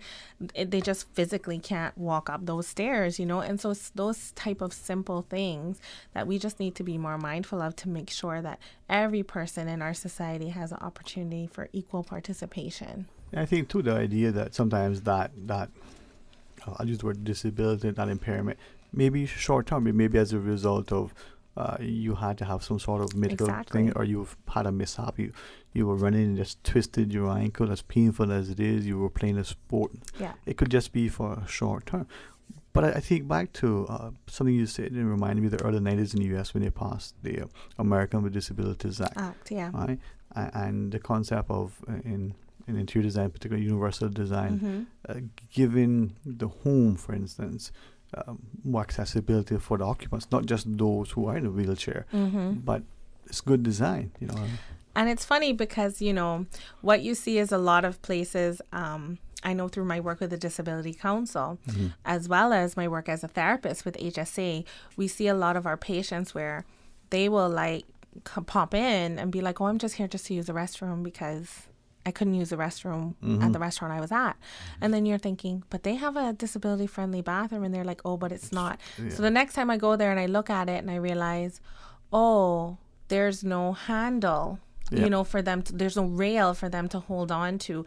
The door on the bathroom goes in, not out. And therefore, like, the wheelchair can't get in and they can't close the door and have, you know, so sometimes it's just these slight little things. Even at government buildings, some of the bathrooms swing in and not out, and it's those types of things that people have to be a little bit more mindful of, that it's not just about ticking things on a boxes, but making sure that things are functionally accessible. And just for clarity, can I ask you, Faith, if you don't mind me calling you Faith? No, it's Miss Faith to you, sir. Oh, okay, sorry. No. My humblest apologies. Yes, please. But we also include in that group, because I note that in your in the points that you were that you sent across, that you were talking about approximately 3,000 persons qualifying as persons with people with disabilities. People or persons? I think either is fine. No, people with disabilities. He's just trying to dig out. So we are including older persons, correct?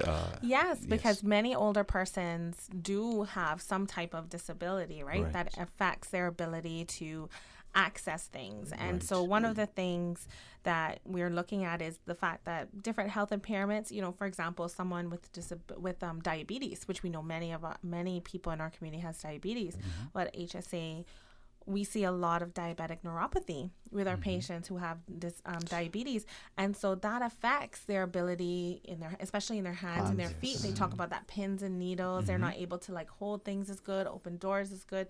You know, they find it difficult to walk longer distances.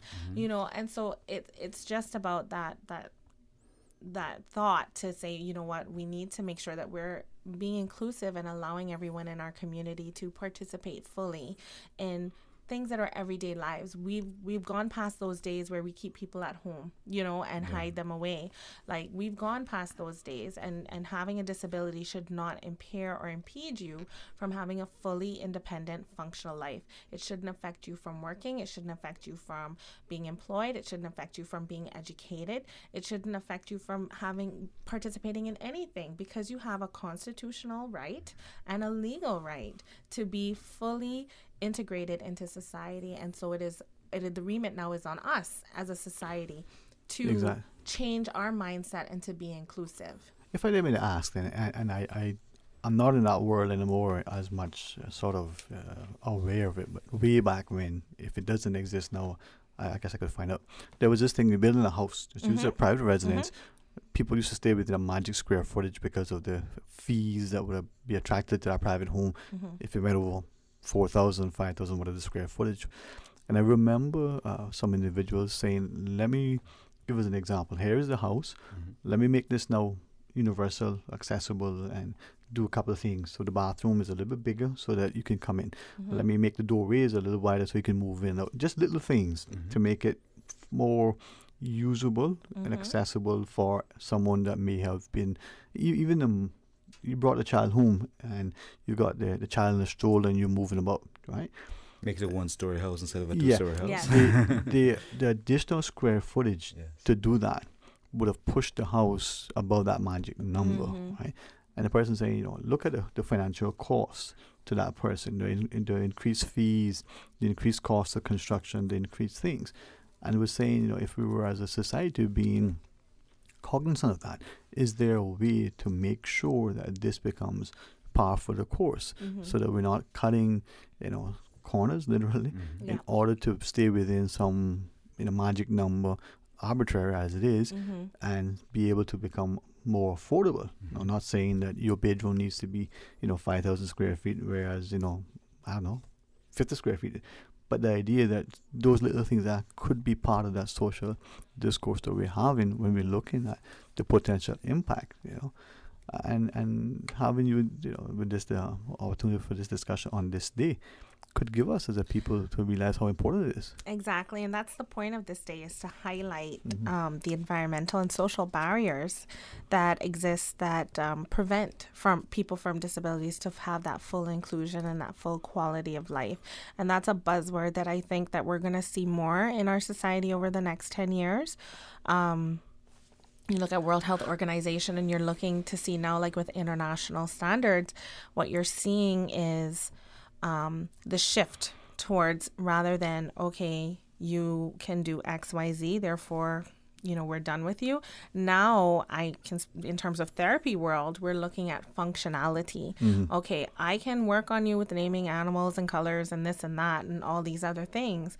But really, what is going to be functional communication for you? Can you express your wants and needs? Can you express your likes and dislikes? Are you able to engage in a conversation? Are you able to complete bank transactions? Are you, and I go through this with some of my adult patients, especially with trying to get them back into sort of working life. And it's just like, can you grocery shop? Can you go to the DMV? Do you have a valid license? Can you go to the bank? Can you walk around Kamana Bay, because everything now is at Kamana Bay? Like, so can you manage that? Can you manage going in town? Can you manage going to the doctor? Can you manage going to the pharmacy? And it's almost like this functional life checklist, because those are the things that help to improve our quality of life. And I think over the next 10 years, you're going to see a transition in terms of healthcare, in education, and just sort of the way that we're looking at measures for life and looking at it in terms of quality of life. And quality of life refers to your ability to access and engage in regular everyday activities, not necessarily meeting checklists on a standardized test. But, that's all well and good. But if you can participate in daily life, then I have a good quality of life. Well, then you believe we'll get to a point where that's just the norm, as opposed to we're making accommodation. Not that we have only that we have legislation for it, but that has just become, this is what we do because it makes the society more accessible for all of us. I think so, because I think that as we start to get more exposed to not just the accessibility features, but more exposed to persons with disabilities in our community.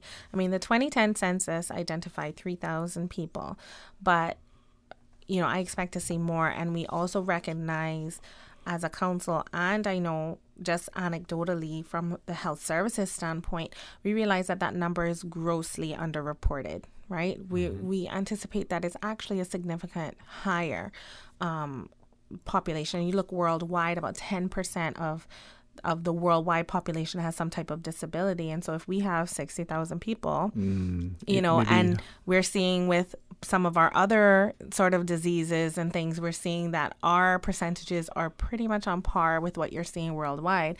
So, I mean, really and truly, that number could be twice that, and we just don't have that data. So I'm hoping for the 2020 census that we'll get some really good data that will really support that. And I think that here in Cayman, we're very blessed because we're the first Caribbean country to have a disability law.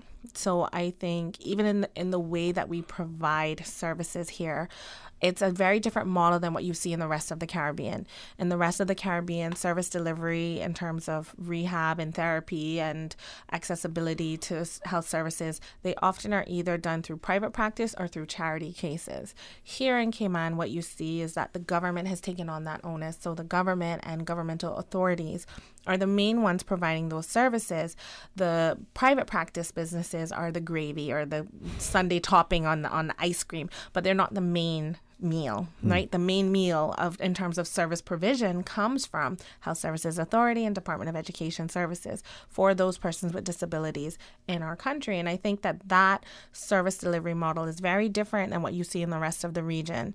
And so I think that with continued improvement and continued support for agencies and councils like the Disability Council, whose remit is to kind of help to point, directions and keep government on task to say, hey, you know what?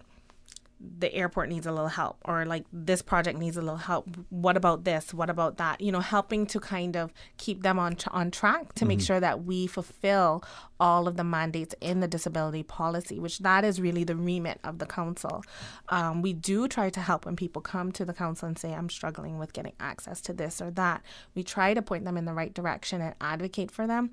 But our primary remit is really to help that disability policy come to fruition. All right.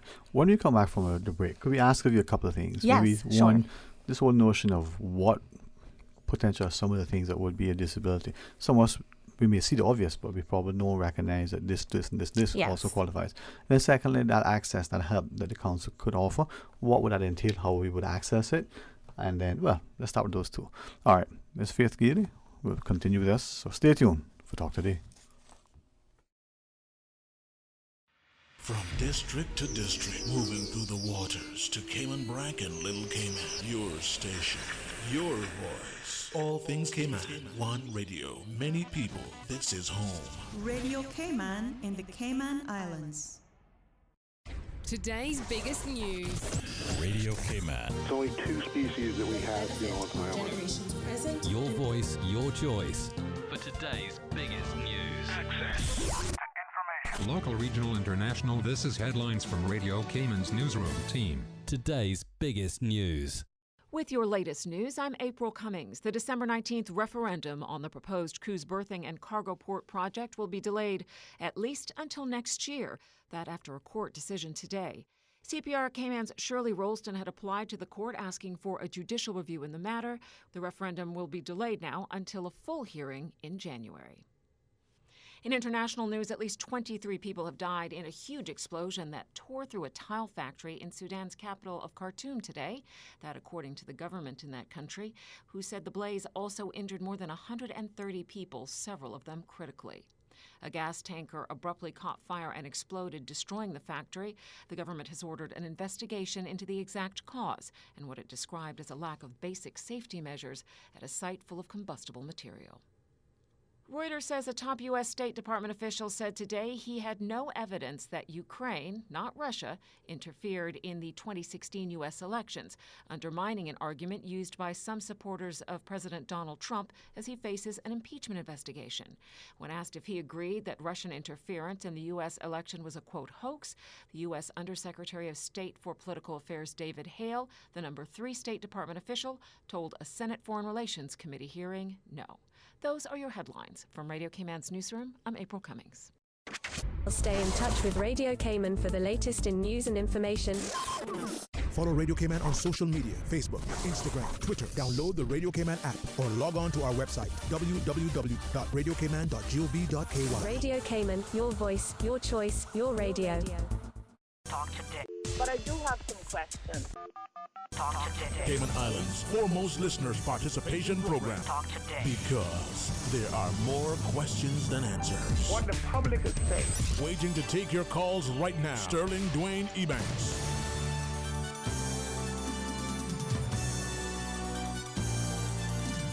Hey, good afternoon. Welcome back to Talk Today. And if you'd allow me to say a special thanks to Miss Susan. She's always behind the scenes doing stuff, boy. What a day. Patrick, Absolutely. she doesn't has its challenges. Yeah, I'm telling you, man. Care Brackers, they're not all bad. No, Patrick Schmid, thank you for joining me. Pleasure, sir. And as we welcome Ms. Faith Keeling, not just at HSA, but as the Deputy Chair, of our Disability Council. The idea, the International Day of recognizing, as we do today, not just here, but globally, the importance of someone who has a disability, for us to appreciate that their life is, it's important that we respect them, that we include them, that they shouldn't feel that we're making an accommodation for them for some other reason other than the fact that, well, that's what you do. Well, I think most persons with disabilities don't mind accommodations, and those who don't want will normally just say, I'm actually okay, because they've learned to adapt and function quite well. But most persons with disabilities actually welcome accommodations because it helps them fully participate. My mom is deaf, and she is very happy to have an interpreter when we're doing something, because she gets to know what's going on, right? And so I think most persons with disabilities actually, and you'll find that they will patron businesses, they will patron services, they are happy to access those services and to utilize facilities and patron those businesses that they feel are disability friendly. Can I just ask from an even more practical, functional position, in terms of educating ourselves as to how we interact with people with disabilities, with obvious disabilities, that is, because many times you don't necessarily know. There's invisible ones, yes. So what would be some of the advice that we could utilize in how we interact with people with disabilities? I think just to be respectful and upfront with them, right? And the fact of the matter is, the person with disabilities has emotions and feelings the same as any other person. And so the same way that you would interact with any other person. And I think it is absolutely fine to say, I see that you have some vision issues. What's the best way? How would you prefer me to interact with you? And I think having that very upfront conversation it's very communication. The communication is key, and I think that's the best way to, is just to be upfront, acknowledge that they have a disability, and ask them, how do you prefer me to treat you? If it's a concern about, if I have a patient who has a hearing issue, I will say, do you want me to sign? Do you want me to slow down? And do you prefer to lip read? What do you prefer? How do you prefer me to communicate with you if I have a patient with visual impairment? Is there a font that can help you? Like, should I blow up things, or are you fine with as is, or do you need, so I think just being upfront with the patients and saying, what is it that I'm sorry, I work in a hospital, so I always call people patients.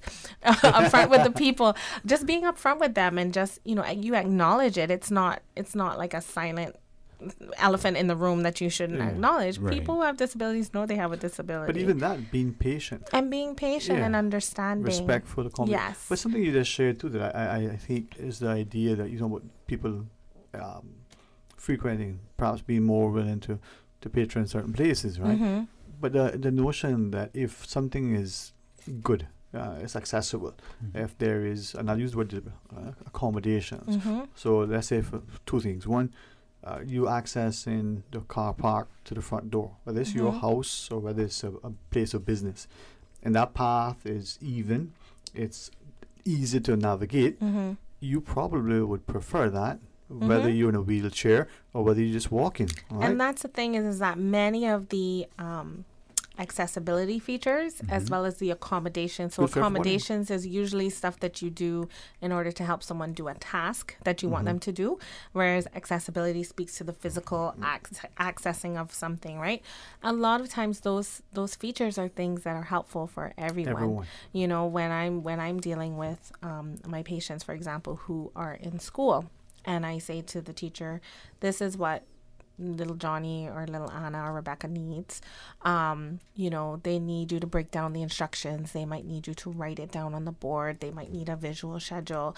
But all of those things are things that aren't just only going to help that child. They're going to be things that, so a lot of times the teachers are like, yeah, I do that because it helps the whole class, And so a lot of the things that we do aren't necessarily specific to that person with disabilities. It just help to make things easier and more accessible for all of us. Like closed captioning. Exactly. Right. I mean, how many of us watching English television don't put on a closed caption so we can just get Listen, my brother-in-law jokes about me and my sister all the time, because if there's like no subtitles or no closed captioning, we're like, what did they say? Because we've always grown up with that on our television. So he's just like, I just started getting used to seeing that on the television, you know. No. But you talked a little bit about having people who have disabilities that are not obvious. Yeah. And so I wanted to highlight some of the categories of disabilities. Mm-hmm. So you have people who have visual disabilities. They can have hearing disabilities. They can have physical disabilities, issues with their spine or their hand or whatever, and cognitive or mental disabilities. And those are the main categories. And so most disabilities might fall under one of those umbrella areas. And I think we're going to see more other, because you have a lot of things that kind of coexist with each other or kind of cross over with each other. And I'm trying to think if I'm leaving out anything. Just while you're having a look at that, yes. I was also wondering about some of the practical things. You're talking about full implementation of the disabilities law by 2033, and also the 2030 target of the World Health Organization. And so, for example, the practical things that we should be thinking about or maybe are already doing here in Cayman, such as fixing the sidewalks. Is that kind of thing happening? And can you give us some examples? Yes. So what we're seeing is that you're seeing in government buildings, they're making a little bit more of a conscious effort to have things a little bit more accessible. So you see that in government admin building. There was some mindfulness with the airport as well in terms of trying to make things a bit wider. What you're seeing is shifting in terms of education, being a little bit more mindful in terms of how to provide services in the school system. What we're in the process of trying to get the disability register up and going. We're just waiting on the regulations. So that's beyond us. That's what the powers that be. But once that has gone through the appropriate channels with the legal drafting, we hope to have that online, which would be a formal register that anybody with any type of disability, whether it's temporary or permanent, can go on. It would be a private registry, but would just kind of help us keep track of that data, keep track of trends, that sort of thing, so that government can make more informed decisions too about how they're providing services. Right. So one of some of the things that we're looking at is like service dogs, and allowing, businesses allowing service dogs and government buildings allowing service dogs, because that is an accommodation that some people need for their health needs, right? And so so there's different things that we've been working on as a council, but a lot of what we've been doing recently is just kind of educating the community about our remit, because we get a lot of people who are approaching us for advocacy. And I think it just speaks to the need for us to maybe think about like forming a disability office or some type of subsection in government to specifically deal with that. And one of the things that I would really like to see us improve on is just giving persons with disabilities access to independent family life and to employment. I think a lot of times people view persons with disabilities as being unemployable, which is not the case. And illegal. And it's illegal. And I think that many of the jobs that are going to people who are not Caymanian could be done by persons with disabilities. With respect to the register, though, I mean, that was one of the concerns I can see evident. Potentially people being stigmatized and labeled there on a register. Well, it would be a private register. But but we can't get one for sex offenders, private or public. So would that be an issue potentially? Well, it would have to be a voluntary register. So it would be something that people would have the option to be on or to not be on.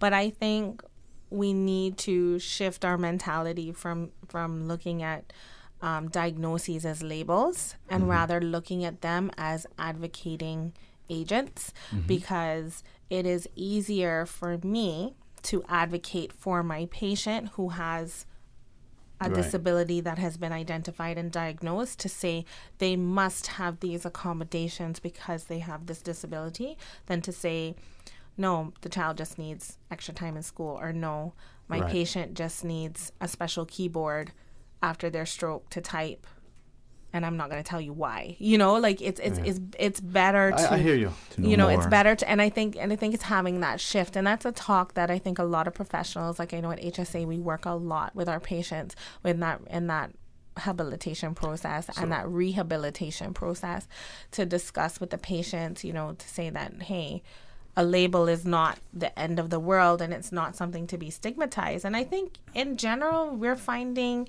families and patients are becoming a lot more open about what they're going through, about their diagnoses, about how it's affecting them, how they've improved, you know, and I think that's through agencies like Special Needs Foundation and different agencies on island that have raised so much awareness, and you have that desensitization now. So when I first came home from university, 7 years ago.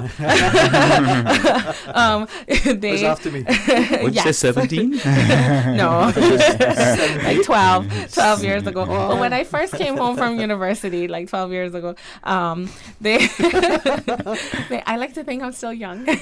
Well, but so. She's a child prodigy. Yes, exactly. But when I first came home 12 years ago, you know, it's funny when I tell like other service providers who are new to the island, and they're just kind of like, oh, you know all the tricks of the trade, and I'm like, yeah, because I've been here from time immemorial. I'm officially furniture at HSA now, but I love it, right? And so, but I remember when I first came home, in order for a child to be diagnosed with ADHD or ASD or any of those things, that family had to go to Miami or had to go elsewhere. They couldn't get it done on island. You had to go overseas to get those things. Now, within a couple of months, you can be assessed locally, and all of the treatment that you need, you can get on island. Even like when we're looking at, we just have prematurity awareness and premature babies, you know, like we can manage children 28 weekers. We've had some 27 weekers that we've managed locally that are doing well, you know, that didn't even have to go overseas. So when we look at how far HSA has come in terms of trying to meet the needs of the community in really such a short period of time, it really is amazing how much they're growing, and they're continuing to grow and continuing trying to meet the needs of the community as it grows. It's growing extremely quickly, so we're trying to meet that need as quickly as we can. But in terms of the services that are available for persons with disabilities, both developmental as well as acquired, you know, again, even with strokes, I've had and from personal experience, I'm sure you understand, but I mean, like people with strokes who, again, when I first came home, you had to go overseas. Now, depending on the level of your stroke, we're able to accommodate you, you know? So it's just really seeing that change and that transition in terms of the service provision, and also that change and transition with working with employers, working with schools, working with people in the community, just to try to get access. And you'd be surprised. I often am surprised when I'm doing my community reintegration with patients, how accommodating so many places are, you know, and open to that critique when you're like, yeah, your bathroom should really have a rail. And they're like, okay, you know, like, tell us what kind, we'll try to get it, you know. And I think that speaks a lot to the heart of the type of community that we have. But they just need to know. They just need to know. And that's the thing, is that, you know, sometimes, you know, planning says this is the basic, but sometimes the basic, you need more than the basic, right? So, but Ms. Susan, do we have that final break to take? All right, and maybe that's part of the thing, removing potential barriers, whether it's legislation or planning requirements or some cost factors or different things that we don't deliberately want to put in place. Some that we're not even consciously aware are in place. And that's not always blame the government and the bureaucracy. It could be us in our mindset. Yes. All right, when we come back, let's continue the discussion. Ms. Faith Keeley. So stay tuned for Talk Today. Ocean Med is open for appointments at Bayshore Mall. The only healthcare facility on island designed exclusively for women offers a wide range of radiology-based medical screening and diagnostic tests, such as mammograms and ultrasounds, with state-of-the-art technology, full OBGYN services, a complimentary healthcare coordinator, and a stunning facility equipped with calming, multi-sensory exam suites. Ocean Med is dedicated to providing competitively priced healthcare excellence to women in our community. Book your appointment today. Call 946-2326 or visit oceanmed.ky. We are Radio Cayman, and this is how we wake you up in the morning. Praise time on Radio Cayman. Sing your praise to the Lord. Come on, everybody, stand up and sing one more. Hallelujah, give your praise to the Lord. United in Jesus Christ. We are the soldiers of the land. Praise time. Weekday mornings from 6 until 6:30. There's a meeting up in heaven. Roll call. It's your name in the name in the Lamb's book of life. Roll call, brother, sister. Roll call. If you don't stop shouting, if you don't stop dancing, we're going to put you out of our church. Praise time. Jesus in the morning, yeah. Weekday mornings from 6 until 6:30. Your song flowed through my lips. Your work moved through my hands. Your thoughts stay on my mind. Live in me. The government claims the cruise berthing facility won't cost us a penny. It will be paid for by the cruise passenger who use it, not by our people or our government. The fact is, you will be paying. Because government is going to give the consortium development team, led by Royal Caribbean and Carnival, a portion of the cruise revenue that is currently being banked by government. What's more, we will be repaying them $450 million. $250 million more than what the facility even costs. It's your vote, your future. So make a decision based on fact. You deserve the whole truth. ValueMed Pharmacy is your community care partner for health and wellness needs. We offer convenient prescription processing at the counter and online at value-medpharmacy.com. That's VALU-medpharmacy.com, with pickup available at the Walkers Road or Boddentown location. We also accept transfer prescriptions from other pharmacies. More than just a pharmacy, shop ValueMed for personal care and beauty products from trusted brands, perfume and gift sets, Hallmark and greeting cards, baby clothes, footwear, handbags, swimwear, home decor, toys, school supplies, and stationery. And home convalescence aids like wheelchairs, walkers, crutches, canes, and hospital beds. With 2 locations to serve you, Walkers Road in Georgetown and in Evron Plaza, Boddentown. Visit ValueMed, more than just a pharmacy. Talk today. But I do have some questions. Talk today. Cayman Islands' foremost listeners' participation program. Talk today. Because there are more questions than answers. What the public is saying. Waiting to take your calls right now. Sterling Dwayne Ebanks.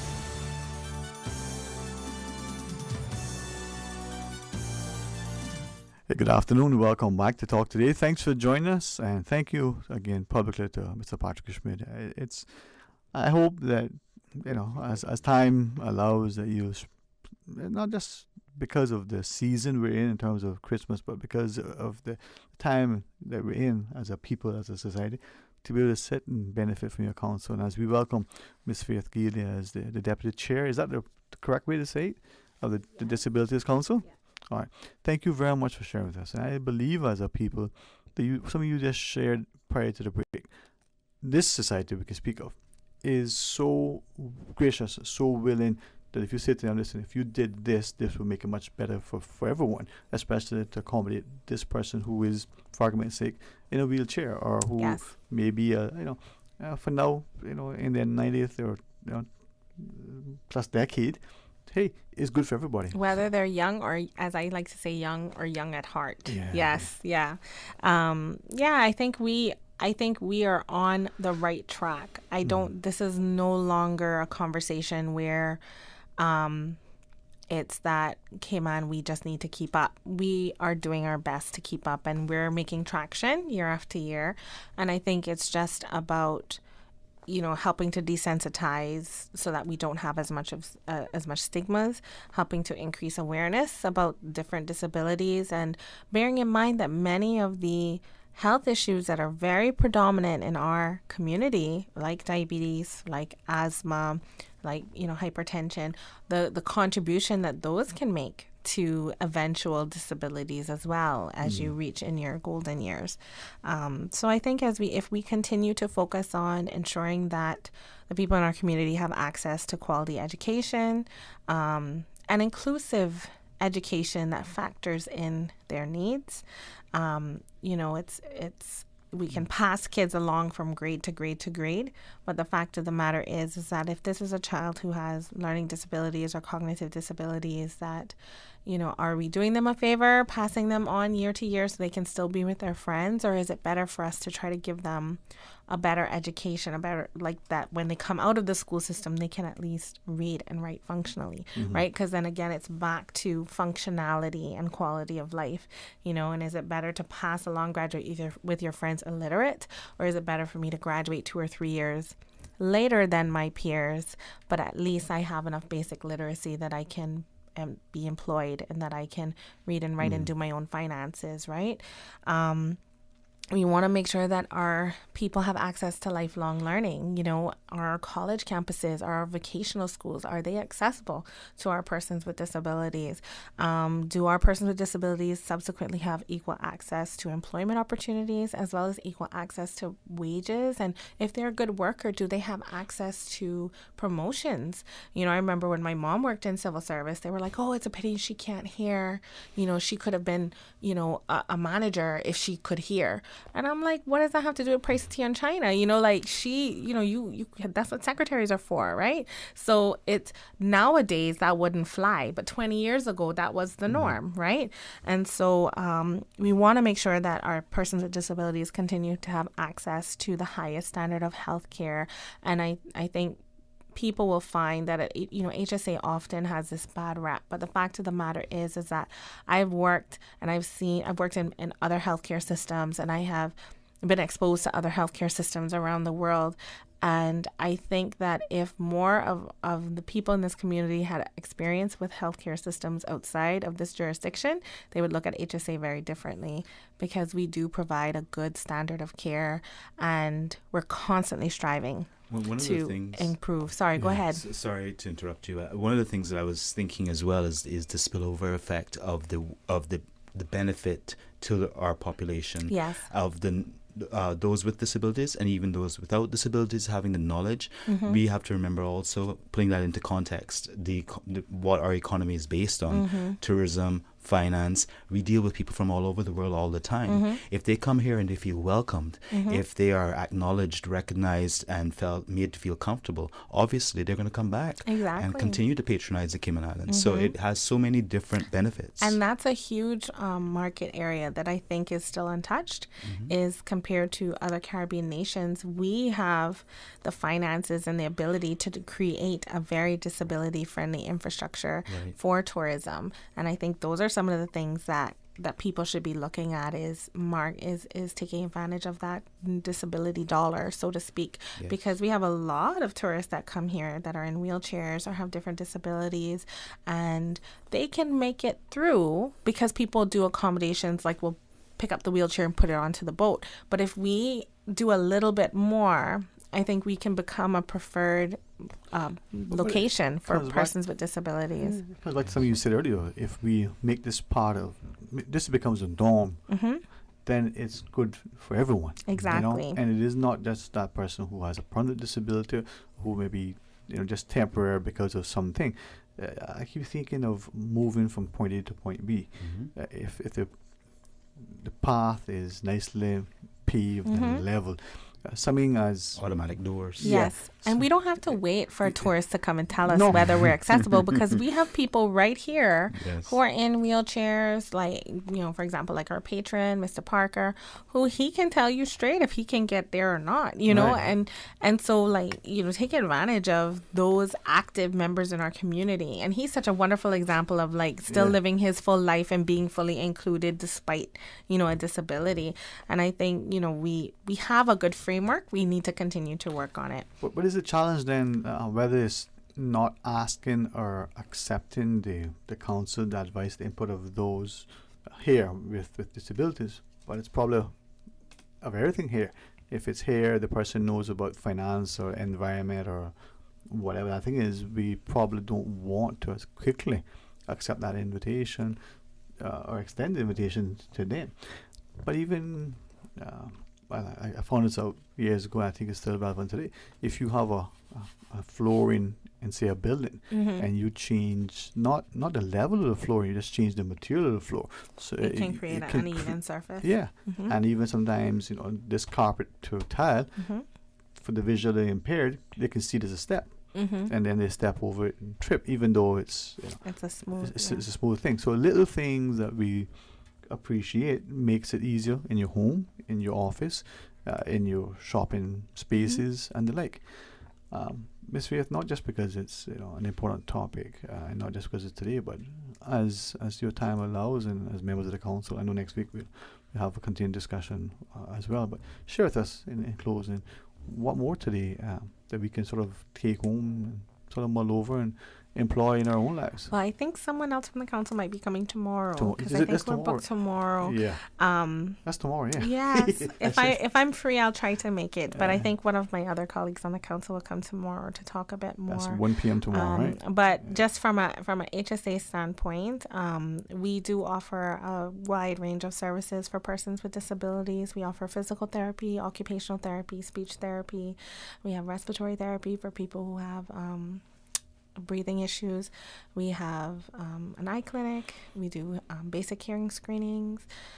We have the specialist clinic, where there's a wide range of specialists, orthopedic specialists, ENT, wide range of specialists, and we continue to expand our remit year after year. And so we strive our best, because we want to be the provider of choice for the persons in Cayman Islands, not because you feel like you have to, but because you know that when you come to HSA, you're going to get quality care and quality service from quality individuals like myself, who genuinely care, and are happy to be at HSA and be a part of the furniture, because we're happy to serve our community. You said you work for HSA, I right? do, yes, I do, and happily so. I think your office now in a new location, relatively speaking. Yes, so. But you'll find me on HSA compound, smiling and waving and chatting, With chocolate in hand? No, not chocolate in hand. I thought it was sour cake. You've heard me on the radio before. That was with a secret. Not with chocolate. I know. But we'll happily offer you a tea or a coffee if you pop by my office. Okay, yeah. Decaffeinated? No. No, but Ms. Faith, thanks very much. Thank you so much for having us. Really appreciate it. Yes. And then as she shared, Patrick, tomorrow, more from the discussion with the council, that's 1 p.m. Hopefully, if you wish and have time, come tomorrow. Thursday, a discussion. No pressure. No. I'll share with you Thursday's discussion. I'm looking forward to that in relation to finance. And then Friday, some other good things Friday, but not got ahead of ourselves. Ms. Faith, thank you to you and to your team at HSA, but also to the work at the Disability Council. Enjoy the rest of this afternoon. I shall. Any sort of parting comments, Mr. Patrick? No, I think you said everything. Thank you so much, and thank you for all the listeners that are out there and have listened carefully to what Ms. Faith has had to say. Indeed. Well, to our listeners, continue to stay tuned to Radio Cayman. You will probably hear more on the news coming out of the courts today relative to the postponement, at least until the 20th of January. So it would appear, if I listened to the news correctly, the referendum will not take place this time around. If those of you who are saying, well, I'm in the process of applying for my absentee ballot, does that change the date? I will find out for you. I can't answer that yet, but inquire with the elections office. Maybe still continue to, get registered and become part of our democratic process. All right. Thanks to Ms. Susan for putting up with us. Stay tuned as Sheila plays some of the best music. Join Joel Wilson at 3 o'clock as he continues. And then, of course, our news hour at 6. Tomorrow, join Mr. Art for the record in the morning. Come back for Talk Today. As you heard, we still continue talking about disabilities, at least 1 to 2. And then, you want to repeat what Ms. Susan said? Okay. All right. Until tomorrow, be blessed.